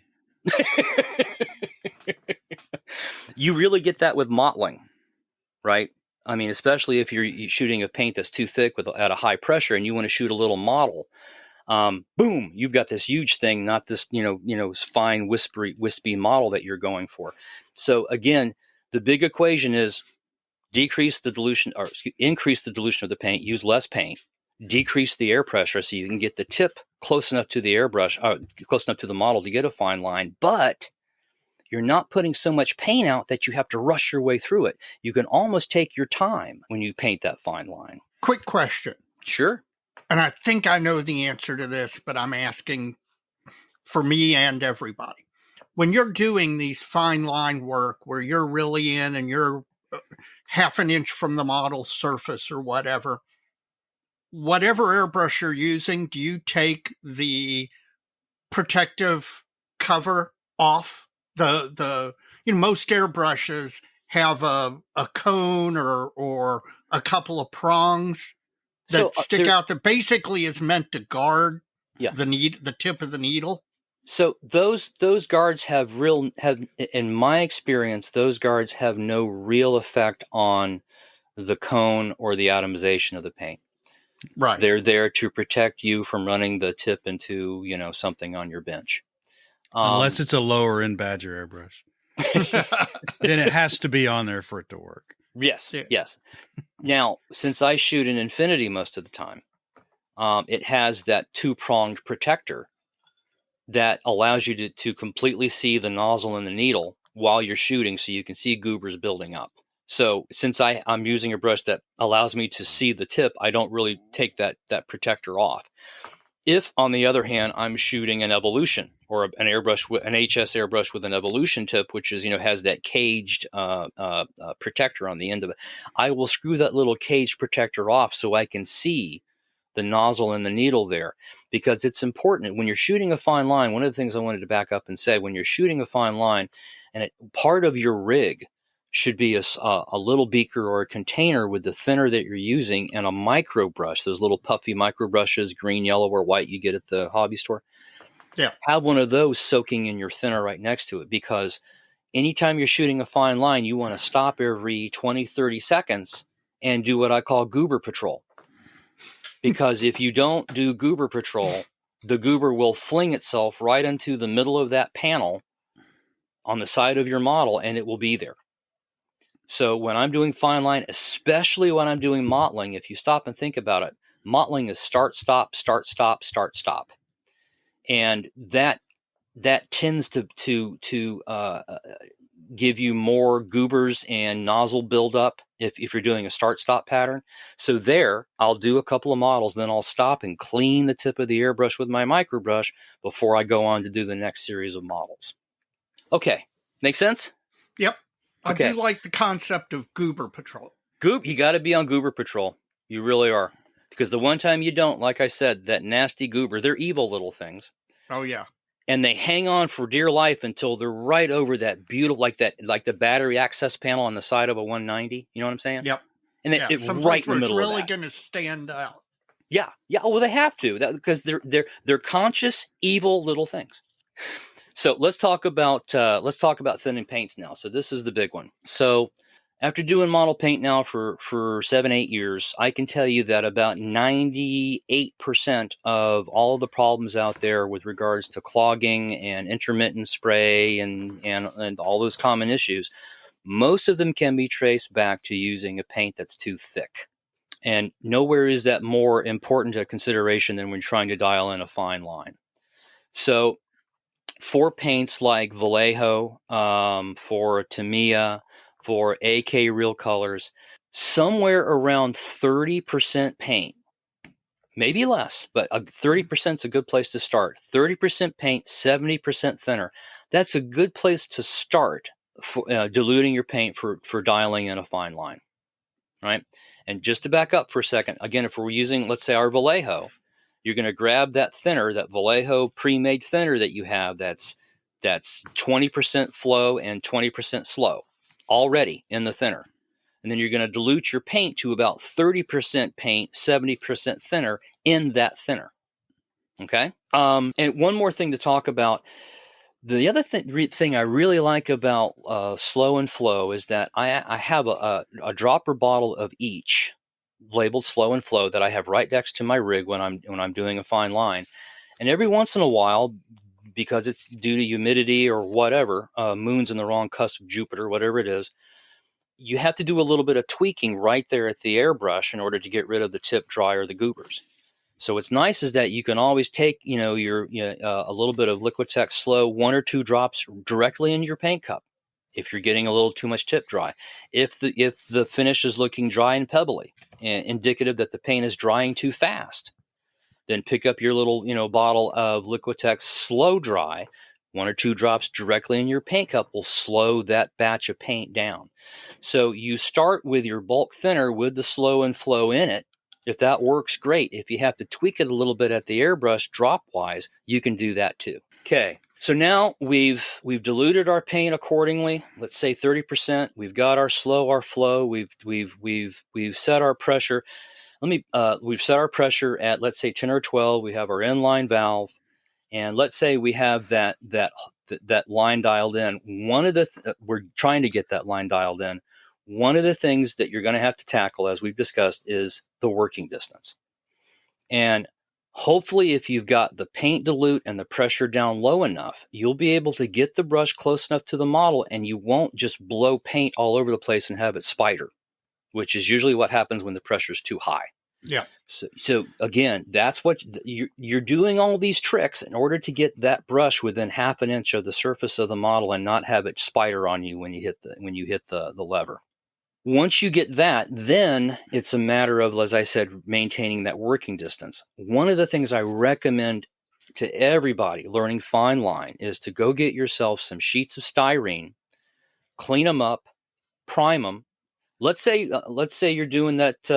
Let's say you're doing a Diwatine D520, and it's got like a gray blue fuselage with mottling on the side, right? So in that situation, take your sheet of styrene, clean it the way you did to remove mold release, prime it the way you would normally prime it. Maybe take some of your blue-gray paint and spray on there as well. So now what you've done is you've duplicated the surface of the model that you're going to be doing fine line spraying on, and you've done it on a sheet of styrene. Because everybody knows paint is, especially when you're doing fine line, paint is going to hit let's say a gloss surface and behave differently than if it hits a flat or a matte surface. So making sure that your practice sheet of styrene mimics the surface of your model as closely as possible gives you exactly what you want to be practicing on. And then put some time behind the brush just shooting fine line and models on that sheet of styrene. I love guys who tell me, I get emails and they say, I just spent a year and I built my, 1/32 scale Sturmovik or whatever, and now I'm going to paint it this weekend. Okay.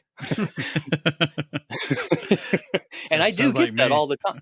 Yeah, because they think, the paint is going to go really fast. Well, not really. Not if you're going to be doing a mottling job. You're going to have to be patient. And one of the things you're going to want to do, since airbrushing is a perishable skill. If you don't do it regularly, you lose the ability. Now, it comes back quickly. You get your hand back quickly. But if you don't do it for a while, you should spend some time with a piece of styrene in your hand before you get your hand back, or to get your hand back, before you go reaching for that model. That is something that I firmly believe, and I don't think most people realize it, that it isn't like riding a bicycle.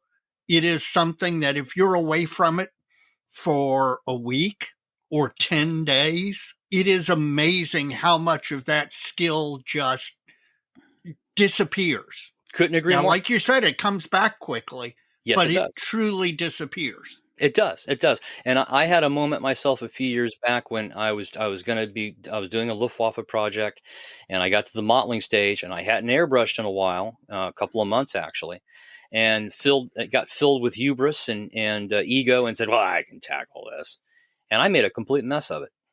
Yeah. And I've been doing this for 50 years. Yep. And I ended up having to repaint the model and sit down with my, my fine tip and all, my dilutions, and probably spent a good hour and a half shooting fine line and models on a sheet of styrene before I got my hand back. Yeah. So yeah, I can't say that enough. Not only is it important to practice, but before you pick up that masterpiece, your model, to actually shoot paint on it, and it's been a while since you've shot a fine line, set an hour aside, put some good music on, and just sit back at your bench and just get your hand back before you pick up the model. So lastly, when we start talking about modeling, I think that's one of the hardest things to do is model or shoot a model scheme. Start with the easiest, which would be, let's say, a 1/32 scale ME 109, right? Yeah. Once you dial the paint in, once you dial the pressure in, and you've got that working distance down to 1/2 inch, and you're putting out just enough paint to get a nice solid line, if the model's a 32nd scale, you can actually paint your way through the model. You're not putting so much paint out that you're having to rush through the model.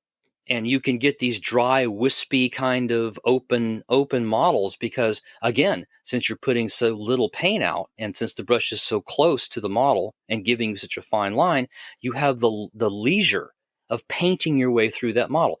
When you get to 48 scale, it gets a bit of a challenge. The models are smaller, right? And you still have to move the brush at a certain rate to stop it from spidering, right? By the time we get to 72nd, in my hands, in my experience, shooting 1/72 scale models is probably one of the hardest things you can do with an airbrush, especially if you want to do it well. In large part because the models themselves are so small, you don't have the latitude of painting your way through the model. It's almost like you have to just have the right jiggle and wiggle in your hand when you hit that lever to get that model, and then stop before the model gets too big or it gets too long. Am I losing you? Nope. I know exactly what you're saying. Look, with 32nd scale, like you said, you can move from model to model all along the side of the fuselage. Whereas in 72nd scale, it's almost like you're hitting it with the point of a pin again and again and again and again. Yeah, especially if you want to make it look right and scale appropriate. In 72nd, I'm mostly a one true scale guy. I do 48th, but I've been 72nd since I started building models. And 1/72 scale your modeling. Wisdom. That just confirms your wisdom. But 1/72 scale modeling is probably the hardest, at least in my hands, one of the hardest things to do. Now, I've had guys to the shop that have a trimmer in their hand. And they come into the shop, and I've had more than one guy sit down and say, I'm never going to be able to do fine line. I'm never going to be able to do modeling. See this trimmer I have in my hand. To which I say, let's be reasonable. As long as the trimmer isn't too bad, if it's got a little shake like we all get as we get older, harness that. Don't fight it. When I'm shooting my airbrush and I'm doing modeling, if I tighten my hand so that I've got muscle tension throughout all my fingers, I kind of get this little quiver in my hand. I can make the whole brush kind of shake a little bit. Yeah. Right. I've learned to harness that when I'm doing modeling. So I'll make my hand trimmer in a way that I can control. And then while I'm doing that, I will ever so gently hit that lever, pull it back just a little bit, and then get off of it. There's my model. Yeah. So with 72nd, you have to kind of shoot them before you see them, if you will. All right, you strayed right into my next bullet point, John. Oh, it's all good. And to preface this a little bit, and to prop up a few things you said here recently, back to Spencer Pollard's little video he made about the smoke rings on his 32nd scale MC202. Yeah, he was painting those smoke rings in 2 passes. Yeah, so he was making 2 laps. Yeah. Which gets into your not too much paint, pressure right, Yeah. paint. So he was leisurely about it, wasn't he? To me, no, but yeah, to him probably. Yeah. Yeah.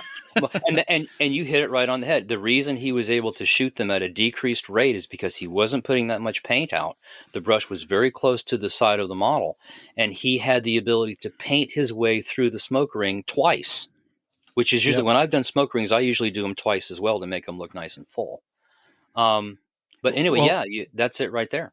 The other thing coming out of that is, you go back, you first learn to use your airbrush. You just, not from you, but just general airbrush advice across the hobby. It's you talk about your pressure, you talk about your dilution, and the third thing that often comes up in the front end user kind of advice for airbrushing is when you're spraying, and it's a solid fill coat kind of thing to say, but it's still not really clarify that that's what they're talking about when this advice is given, but is don't start and stop the airbrush on the thing you're painting. Right? So when you can, but that's kind of when it's presented in the way it's presented, it's kind of like an altruism, right? But you can't really, when you're doing modeling and smoke rings, and you can't do that. You can't do that. You can't. So think about, you're doing a P-51 Mustang. You've painted the belly gray, neutral gray, and you're going over OD green on top or whatever. I'll start. Knock yourself out. I'll start the airbrush off target, right? And then bring my fine line in, and then I'll run it all the way off target. So you don't get the start. Because when you start and stop, that on-off, that's when you get the little spits coming out of the nozzle when they're going to happen, right? It's the start-stop. Particularly when you start. Yes, particularly when you start. Exactly. So when you're modeling and you're doing a model in the middle of that cowl, you have no choice but to start and stop with the airbrush pointed at the model. Yep. And this is one more reason why, and you're going to like it. You're going to like it, Dave. Goober Patrol, because that Goober Patrol will stop that, that little that comes off the nozzle when you first hit the lever. I can't say it enough. When I'm shooting a modeled scheme, I shoot a model, maybe two models, and then I stop. I clean the tip with a microbrush, and then I go on to the next model. It takes patience and time to do that, but when you're done, you don't have spits and specks all over the side of the fuselage. Let me ask you a question. When you're doing one of these, let's call them complex schemes, be it wave mirror scheme or model or whatever, you're working on a 72nd scale aircraft, could be something as small as an ME-109, could be a JU-88, whatever. Do you try and do the whole thing in one session, or do you find that to be, when you're doing something that technically challenging, do you find that you have to do it in sections? So I will tell you that I do it in sections. I would have thought that. For me, and everybody's different, but one of the secrets that allows me to get the paint on there the way I want it to is I just have to be way more patient. I'm a firm believer in putting more time into things. So just real quick, let's say I'm doing a 1/72nd scale 109. I'll shoot the fuselage RLM 65, right? I'll go in with my RLM 70. I'll do some models. I'll go in with maybe RLM 81. I'll do some models. But I do what I like to call the rat race at the very end. And with that is I'll sit back and I'll take a look at the modeling job I did. And now we've got dark green and brown violet models on, light blue, right? Right. And inevitably, because of everything we've been talking about, the start stop, the goobers having to start stop the brush while the brush is pointed at the model. It's not surprising to have little bits of paint, little spots, little specks, right, that you really don't want. So I'll go back to my RLM 65. I'll dial that in for the finest line I can get. So I'll take the paint down as low as I can, maybe below 30, maybe into 20. I'll take the pressure lower. I'll get even closer to the model. And then I do a little rat race where using this fine line shooting blue, I shoot around all the models that I just painted, thereby covering up all the specks. Right. All you're doing is wanting to put a whisper of the underlying color down. You got it. And then there's always that model that kind of, like the model that took over in New York City. We always end up with one that just got too big when you were doing it. Now's the time when you're doing what I call the rat race, when you're racing around all the models, taking care of all the specks and spots. Take care of the model, that got too big on the cowl by eating away at the sides of it with the blue, and you can blend it in. Gotcha.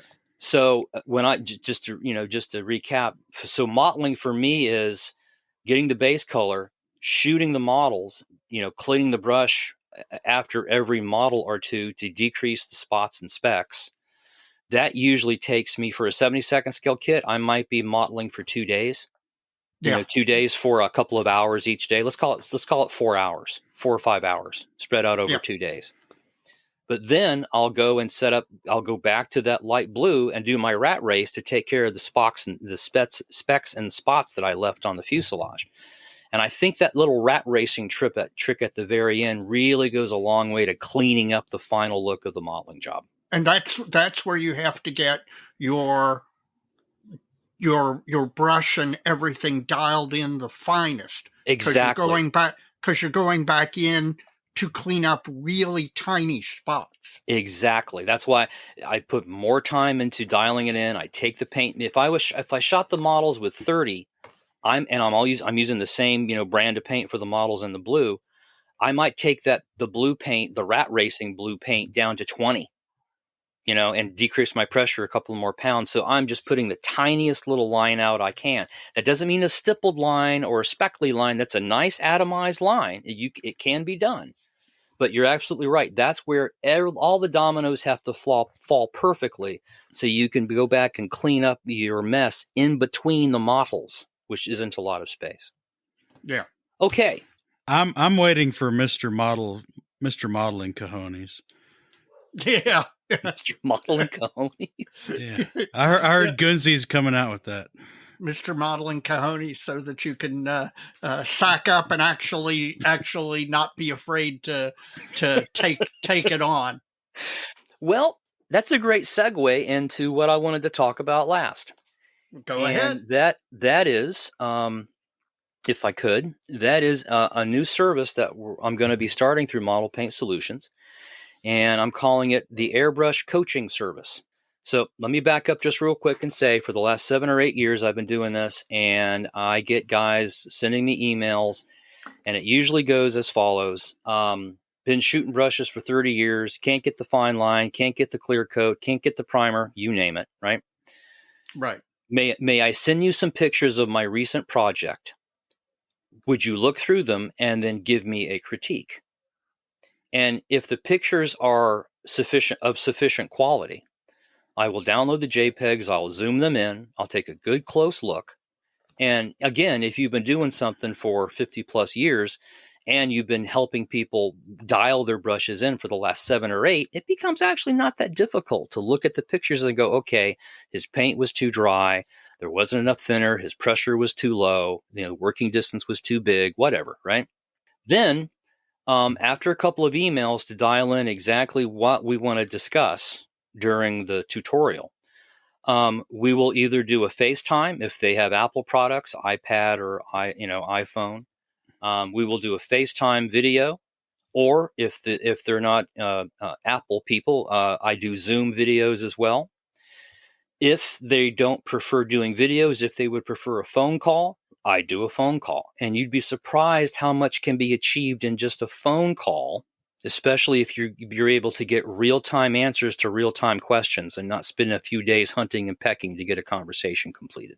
Yeah. So I've been doing this now for, last 7 or 8 years. It's one of the things that I actually enjoy the most about doing Model Paint Solutions. And you guys have known me for a while now. We've had a couple of face-to-face meetings over dinner, and you guys know that for me, I'm just going to lay it out and be honest. For me, the challenge of running Model Paint Solutions is the retail. I'm not what you would call a retail kind of guy. Mm-hmm. I spent my life teaching biochemistry. I spent my life teaching, and I enjoy teaching, and it's what gives me the most feedback.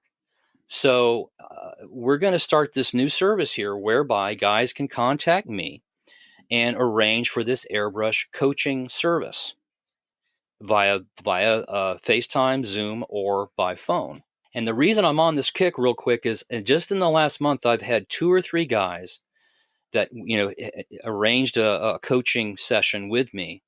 And all 3 of these guys came back and said, my God, I've been trying for 20 years to get this to work. I went to the bench, I followed, most of your suggestions, and boom, I got it to work. That's what I like to hear. Well, and to be honest with you, we have listeners all the time emailing us in to tell us that they contacted you and the time that you took with them to help them solve whatever problem they were experiencing. Well, I appreciate that. I mean, this is what I do. I enjoy it.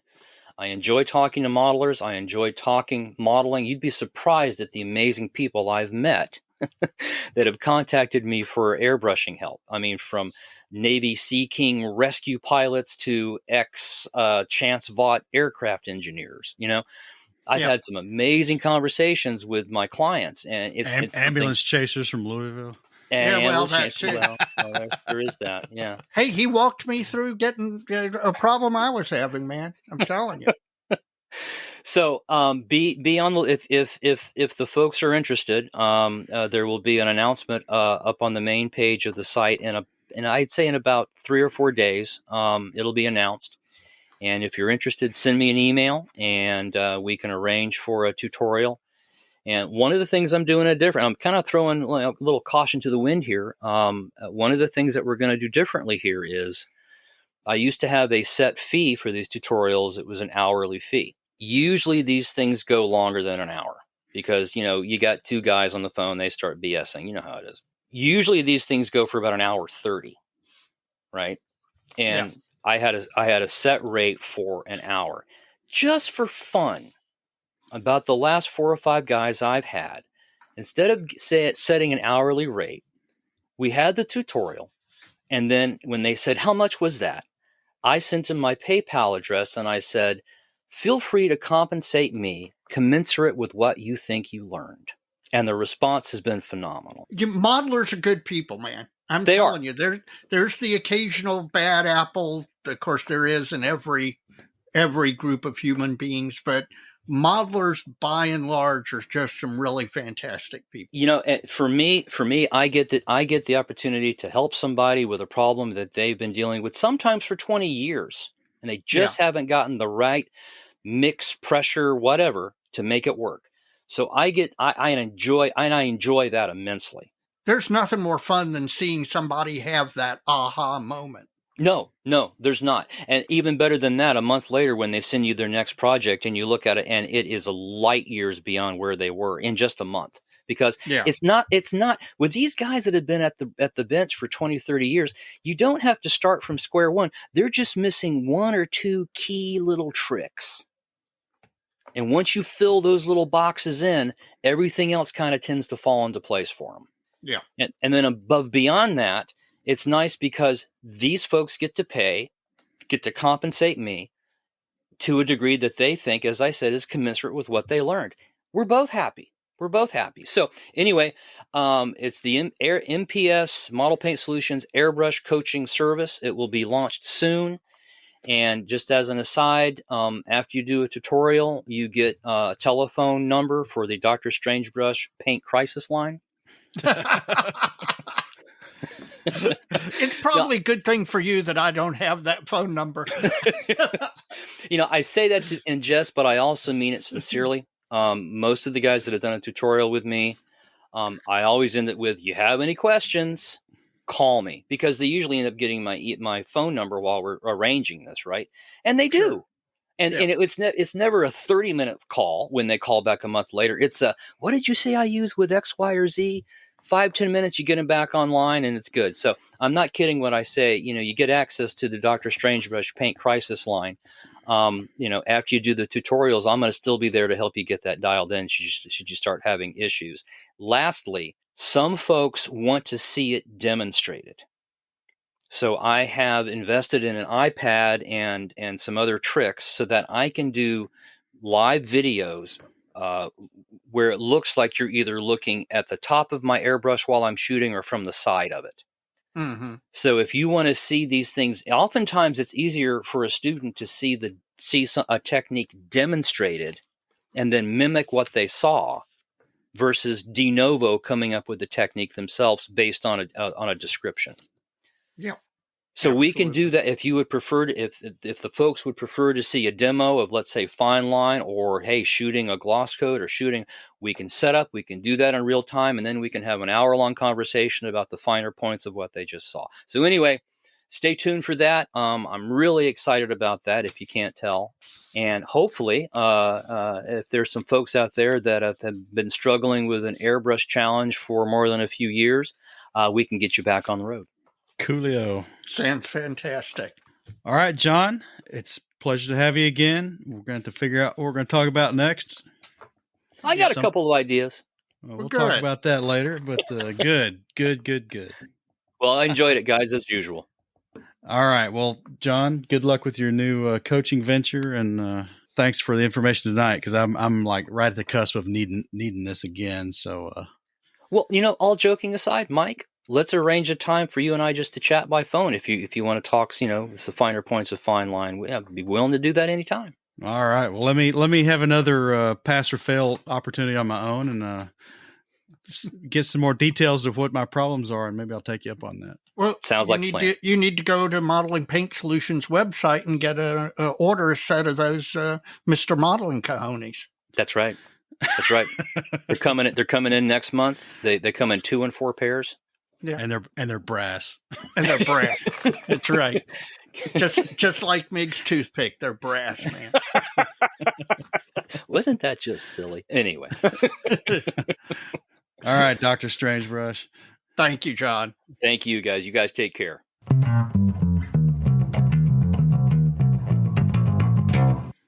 Well, Dave, I can't wait to put some of that into practice here real soon on my E16. You and me both. F8 is very close, and there's a little bit that is applicable in what we just discussed. So I can't wait to do it as well. Well, that's very timely of you, because it's time for the Benchtop Halftime Report, Dave. And I know that F8's on your bench and maybe something else. So yes, it is. Give us the detailed version of what you just said. The F8 is very close. There's a little bit more of the fuselage that I need to paint. The last 3 weeks have had very little modeling for me between just general life interference, especially the transition into fall, and surgery, which, while was not painful at all, was not difficult at all, it did, when you're 62 years old and you go under general anesthetic, no matter how pain-free you are when you come out the other end, it takes a certain amount of energy out of you. And for the last 2 weeks, I've found myself going down to the bench and sitting down and just not having the energy to model. That's only recently come back. Friend of the show, Steve Hustad, was texting with me the other night, and frankly, his encouragement was enough to get me not only down to the bench, but actually modeling, where I'm starting to make progress again. In addition to the F8, I'm working on an LCM3 from Trumpeter that I've got to say I'm enjoying.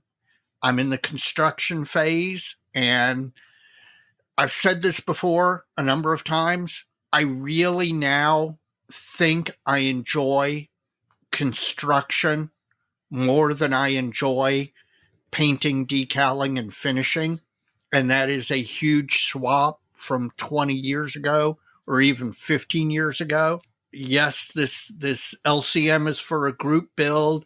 And yes, I have decried previously how group builds are the devil and have sucked the joy out of modeling for me to some extent sometimes. So far with this one, that is not the case. And to be honest with you, I don't think it's going to be in the future. And I'm making some progress. I need to do those things, get the F8 done, get the LCM done. I need to get the repairs to the Kate and to the P51 done. all before the end of the year so that I can honestly say that I've finished 4 or 5 models this year. And that's my goal. I don't want to be the guy who starts a podcast to hold himself accountable for getting more modeling done, who doesn't get more modeling done. So this is my promise to you, all the listeners. I am going to do better in that regard. How about you, Mike? Hopefully I will too, but I might be that guy in the end. I hope not, but you're moving forward. There is no not moving forward. You are moving forward on multiple projects. And using all my breath.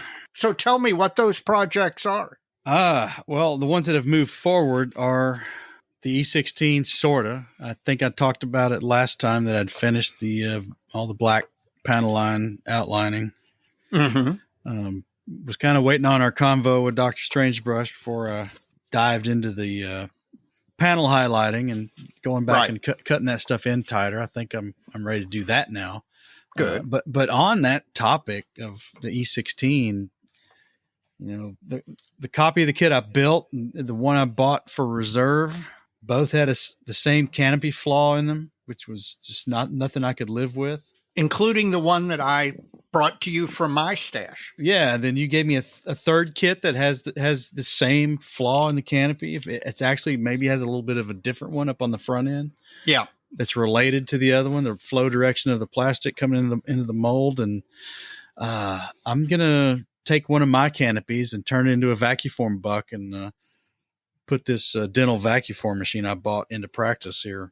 Hopefully this weekend. You need to reach out to Steve Hustad and talk to him about that because he does a fair amount of that now, and he does a lot of it the old-fashioned way with plunge molding and smash molding and stuff like that.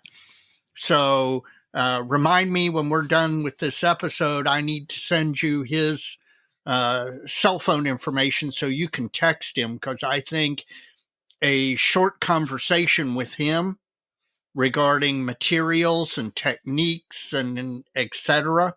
might well benefit you before you take the plunge and do that. It might. And I might try it and screw up and call him in desperation too. Well, Steve is the kind of guy who will give you his time freely. Trust me. Well, hopefully that'll get moving forward this week. The other thing I've been working on is I finally cut the bags on the Mooseroo Cup build. Yep. What is this thing? New Flash City. Yeah. A Euro 4320 military truck. Yes. It's the ICM kit, right? A little flashy. Okay. At least the cab was. Maybe some of the other parts won't be. But I did post to Mr. Goldfinch's Mooseroo Cup build group, indicated that I had started. I've got all the wheels together. Good. Need to do a little cleanup on them, and then they're going to dive into it a little deeper, and hopefully it won't take too long to build the thing. It's a 72nd scale truck. It's the size of literally the palm of your hand, not the fingers, just the palm. It's probably got close to, 70 parts, though.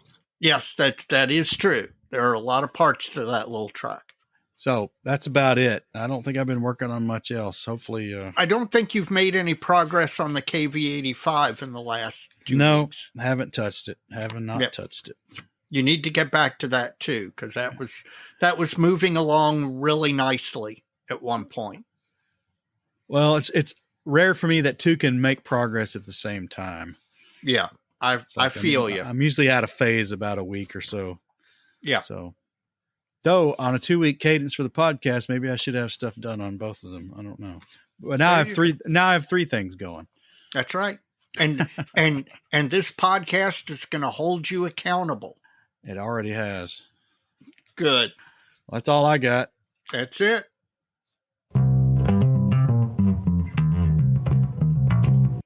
Mike, it's been a while and lots of new stuff has been announced. And so we're going to do faves and yawns. And I'm going to tell you up front, I've got faves as far as the eye can see. It's fave. Well, that's good. I don't know if I've got that. I've got some faves and I've got some curiosities. Okay. I've got one yawn. Okay. Well, let me start. Evan McCallum, you need to select a 72nd scale aircraft kit and get ready to build it, because Mini Art has announced a 72nd scale Stug G, and I'm going to get it. I'm going to build it right when it gets released, and I'm gonna build it. I'm gonna finish it so that you have to build a 72nd scale aircraft kit. It's coming. That's a fave for me. Yeah, I saw that and thought this was going to happen. Yep. My first one is another a brand we touched on a while back that I didn't, off the top of my head, the last time we had Faves and Yawns, didn't have much information about. Landmo Models. And I think last time we were talking about those this Panzerstellung tank turret bunkers. Right. And whether, what was in the box and what wasn't. And that had my attention. Well, their most recent announcement are some engine sets, one for the German four-wheeled armored cars, the 222, 223, and a couple of the others. I saw that. And then the Tatra engine for the 234 eight-wheeled armored car series. Right. Which I don't think these have been done before. Suspected engine has not. I could be wrong. Somebody will prove me wrong if that is the case, I'm sure. But I don't remember engine accessories for either of these vehicle series. But we'll see. Now, back to my prior discussion about Landmo Models. I should have known. It just wasn't on the top of my head. But they've had some releases over the course of 2023, maybe back into 2022. They do a lot of the rocket versions, the rocket conversions for the Shermans. Yes. And a dozer blade and the crab mine flail. Right. Now, I don't know how good any of this stuff is, but they certainly have a catalog with about, I don't know, almost a dozen things in at this point. So worth looking into. I'm typically not an interior guy, but I thought these were interesting because I'm not sure that I recall them being done before. The armored car engines, that is. If you end up placing an order, let me know before you do, because I might have some interest. Yeah, we'll see. I don't know if I am or not, but okay. Worth looking at if that's up your alley. You got it. So not a yawn. My next one is IBG. As everybody knows, IBG did a 72nd scale Focke-Wulf 190D series. They did a D9, D11, D12, D13. And one of the things that they've recently announced for release is the D11, 12, 13 cowl with the flat cowl flaps open. And I'll be honest with you, I tend to have a preference for cowl flaps open on 72nd scale radial aircraft models because, frankly, I think it looks better. And that's one of the few things that isn't offered as an option in the kit for the D11, 12, 13. So I'm happy to see them offering this as an aftermarket item. Well, my next one is a fave, and it's also from IBG. All right. This is a hopeful, because I don't know how this is going to go. Their stuff is good. I'm telling you. They have a set of Polish infantry coming out in 35th scale. Oh, that'll be good. Yeah, because that's a hole in plastic that's not really been filled yet. Yep. So I don't know. We'll wait until the proof's in the pudding. If IBG's past stuff is anything to judge, I would have confidence buying those items because IBG has really shown that, like Arma, that their engineering game has really, really stepped up. So, I'm looking forward to seeing those as well. I agree with you on the kits, but the figures are a little. That's right. Different ball game. That's you're correct. We'll see how it goes. My next one is Academy has announced a 72nd scale KF-21. This is the South Korean home-built 5th generation fighter that looks somewhat like an F-22. And not only are these being built and used by South Korea, but Poland, in light of the Ukraine unpleasantness on their border, is really making a huge effort to upgrade their military. And they went to South Korea and placed the weapons order for the Aegis for South Korean tanks, South Korean self-propelled artillery, and as part of it, South Korean KF-21s that are going to be brought in and used in the Polish Air Force as well. So I am super happy to see Academy announce a 72nd scale KF-21, and being a South Korean company, you would think Academy will get this right. I'm hopeful they will. That is definitely a fave for me. One more fave for me. All right. Tacom Hetzers, they got some special editions now without the interior. I find that humorous. That they do what? That they do the interior first and then the non-interiors? No, the non-interior. The lesser kit is the special edition. Oh, okay. But based on some internet pricing, it looks like a substantial savings over the other ones. So, yeah, I'm going to pick up one of these. I don't know which one yet. Probably the late version. That'd be the route I go. Sure. Got a yawn or not? No, mine. I've got another fave, although it's an interesting fave. Fujimi has announced a rebox of their Type 2 catapult. Now, this kit was initially released in 2015 as a new mold item. It is unclear to me whether this is the catapult from the E16 kit that you're building, or if it's an actual new mold that was done in 2015 of a particular type of Japanese catapult.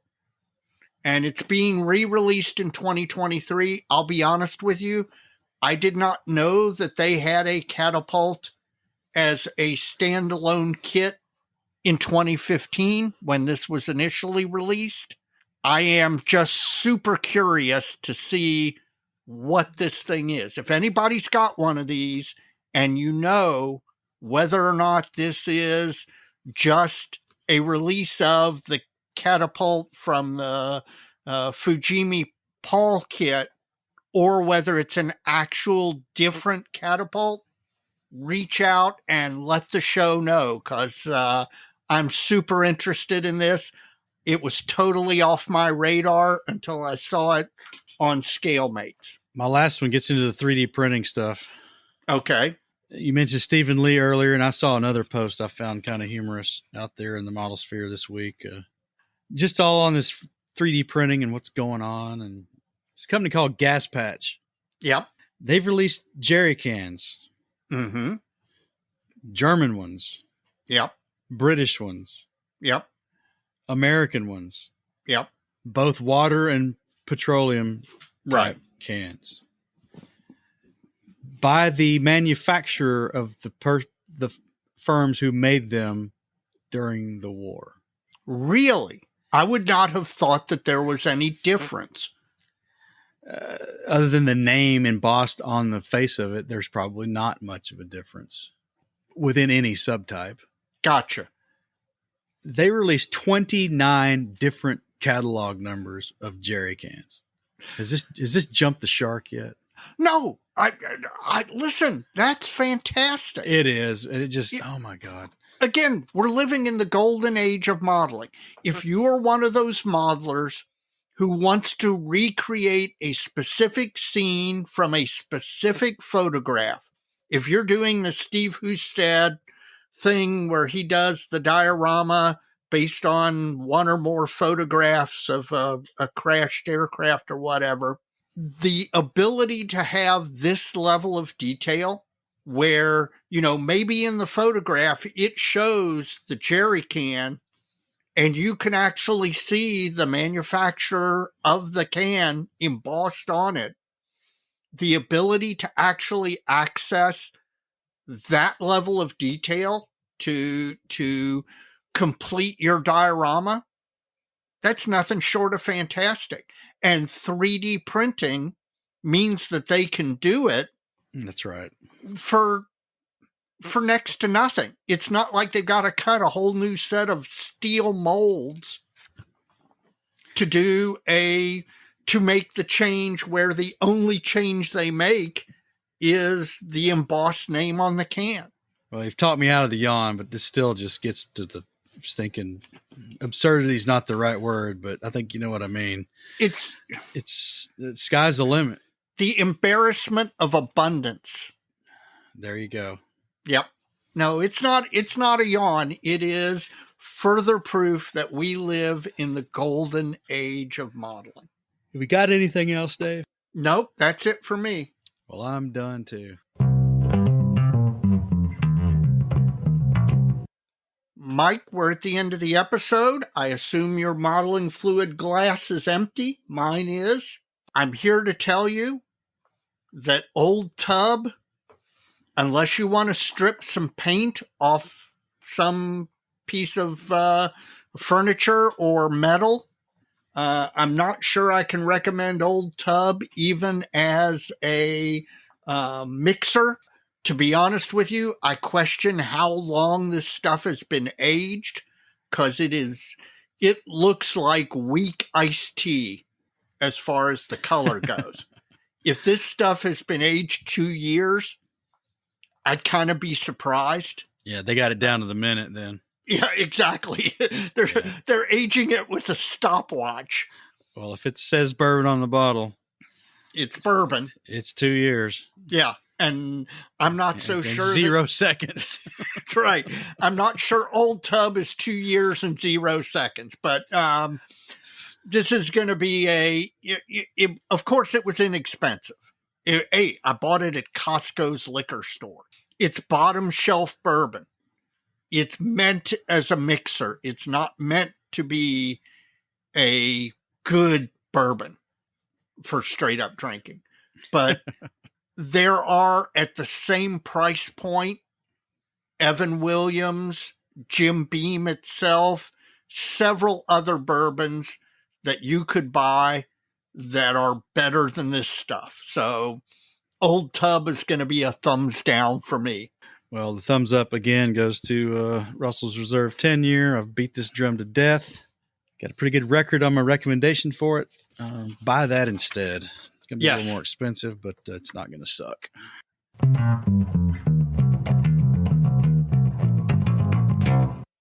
Last things last, shout outs. I've got one shout out, and it's kind of point of personal privilege. I want to shout out our friend of the show, Steve Hustad. Steve and I were, as I've said, the last 3 weeks, I've been down to the bench a lot, and I've gotten almost nothing done due to a lack of energy, a lack of focus, maybe post-surgery. I don't want to say complications, but post-surgery exhaustion. And the other night, Sunday night, Steve and I were texting really mostly about football. And I was headed to the bench, and he was headed to the bench. And the encouragement that he supplied for me to actually pick up some pieces and actually get modeling again was crucial in me moving forward. And I made progress Sunday night. I made progress a little bit this afternoon. So, Steve, thank you for your friendship, and thank you for your encouragement. I want to thank the latest Patreon and PayPal supporters, Dave. Absolutely, as always. From Patreon, it's Mr. Dan Cross and Ethan Grismore. From the PayPal side of things is Ben Montgomery Schinkel and Hoos Hoyer from the Netherlands. Thank you. We appreciate that, guys. Much appreciated. All the folks who contribute through their generosity. If you'd like to join the ranks of these fine gentlemen, you can do so by going to www.patreon.com/plasticmodelmojo. At Patreon, you can make a recurring contribution of your choice from any amount from $1 on up, and Patreon will handle the recurring billing for that. If you'd like to do a one and done or manage your own recurring contribution, you can do so at PayPal. You can go to www.plasticmodelmojo.com, and in the upper right-hand corner of our homepage, you'll find a heart icon. That'll take you to our PayPal link, and there you can do whatever you want. Folks, it's greatly appreciated. It helps us bring this show to you, helps expand our reach and our content, and just makes it a lot easier to bring you Plastic Model Mojo. So thank you very much. Absolutely. And Mike and I are both trying to get modeling done, so we have to balance a whole bunch of things and juggle it. But there are things we want to do to expand the, as the kids say, the Plastic Model Mojo extended universe. So hopefully we'll be able to pull some of that off in 2023 and 2024. Well, Dave, we got a long one this time because we had a long convo with the doctor, and we had a lot of listener mail. So thanks, folks, for sticking around. We'll see you next time on episode 102. And Dave, as we always say, so many kids. So little time, Dave. We'll catch you next time.